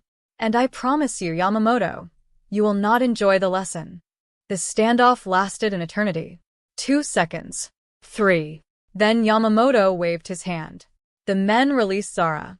She walked to Min-jae's side. He didn't look at her, didn't touch her. Not yet. Not until they were safe. But his hand found hers. Fingers intertwined. Tight. Unbreakable. We're leaving, Min-jae said. And they did. Walking out of the room. Through the restaurant. Into the Tokyo night. Together. In the car. The moment the doors closed, Min-jae pulled her into his arms. Held her. Not gently. Fiercely. Desperately. Like she was oxygen and he had been drowning. Don't ever do that again, he whispered. Don't ever leave without me again, she countered. You could have been killed. So could you. That's different. Why?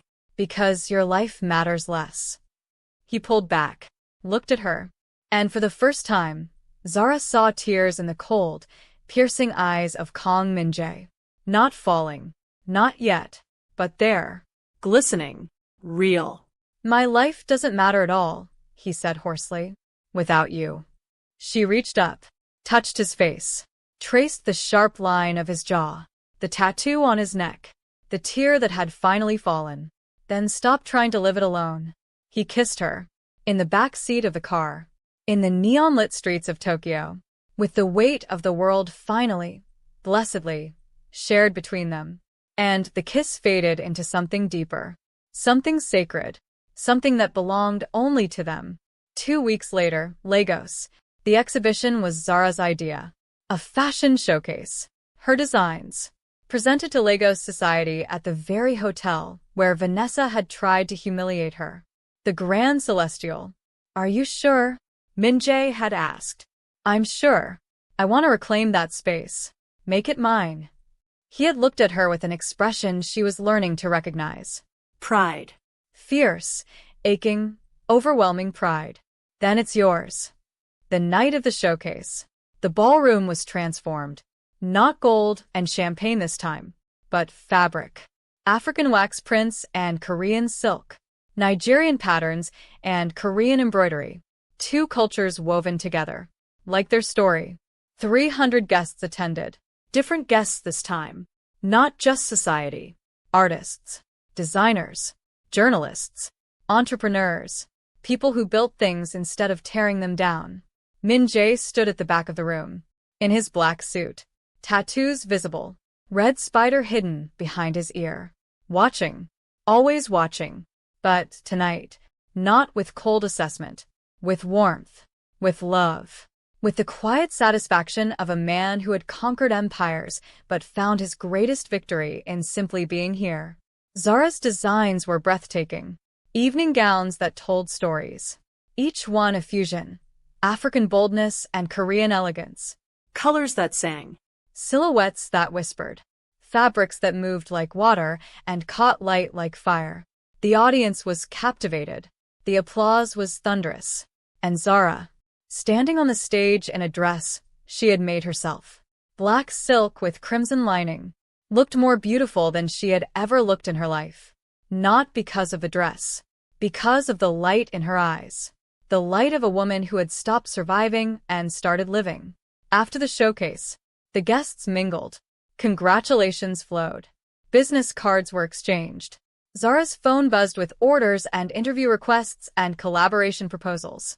Her business, the one Vanessa had tried to destroy, was being reborn. Stronger. Bigger. Better.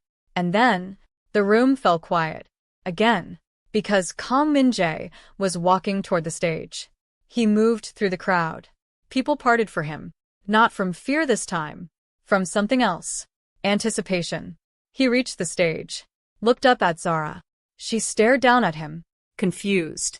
Curious. And then, he spoke. His voice carried through the silent ballroom. Deep. Calm. But trembling. Just slightly.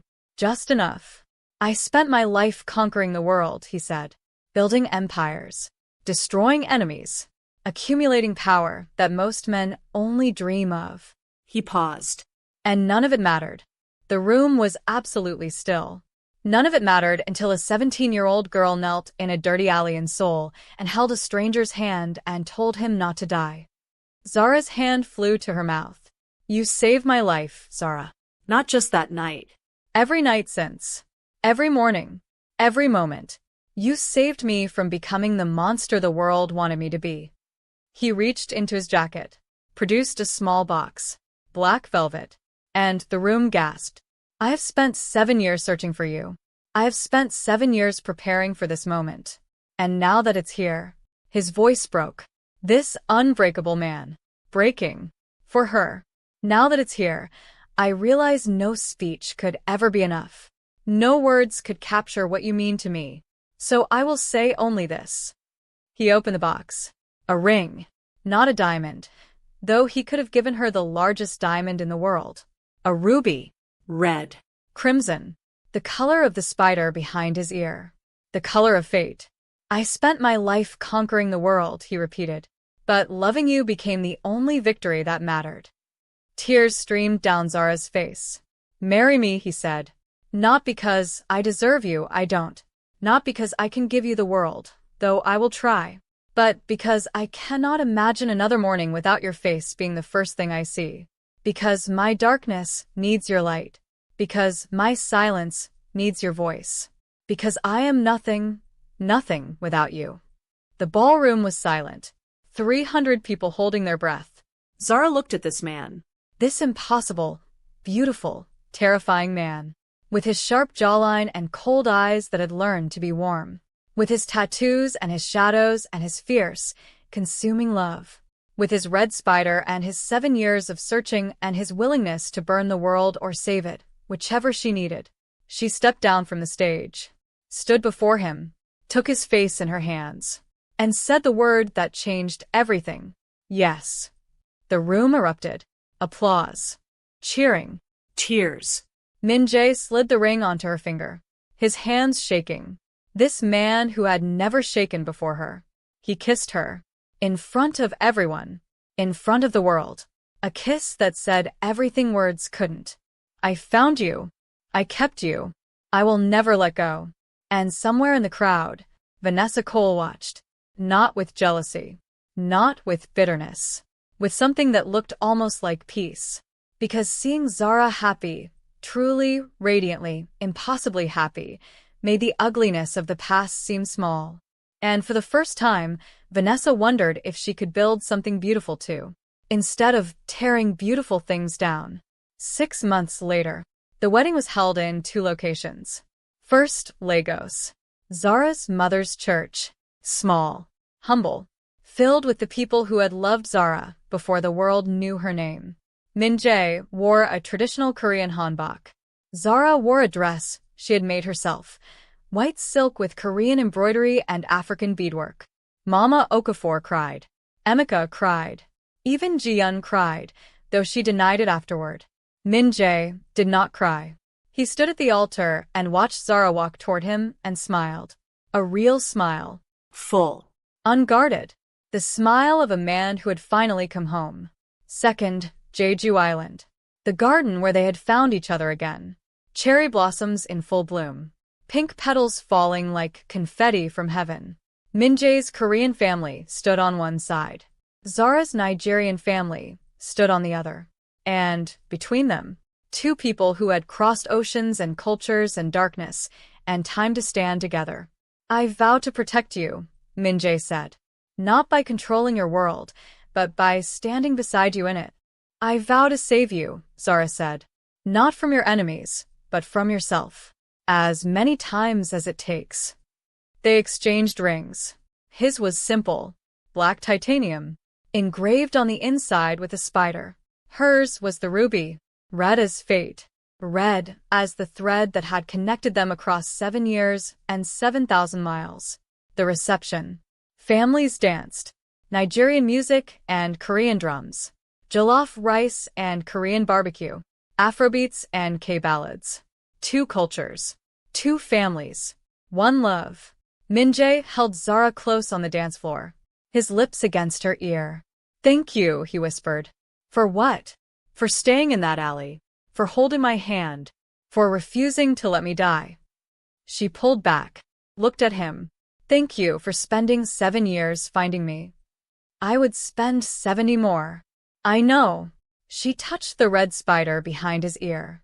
He closed his eyes. I love you, she said. Words he had waited a lifetime to hear. From the only voice that mattered. I love you, he replied. In this life. And in every life after. The cherry blossoms continued to fall. The music continued to play. The families continued to dance. And Kong Min-jae, the black dragon, the man whose name powerful people whispered, held his wife in his arms. Not as a weapon. Not as a weapon holder. As a man. Simply, finally, beautifully, a man in love. And the red spider behind his ear? It no longer symbolized obsession.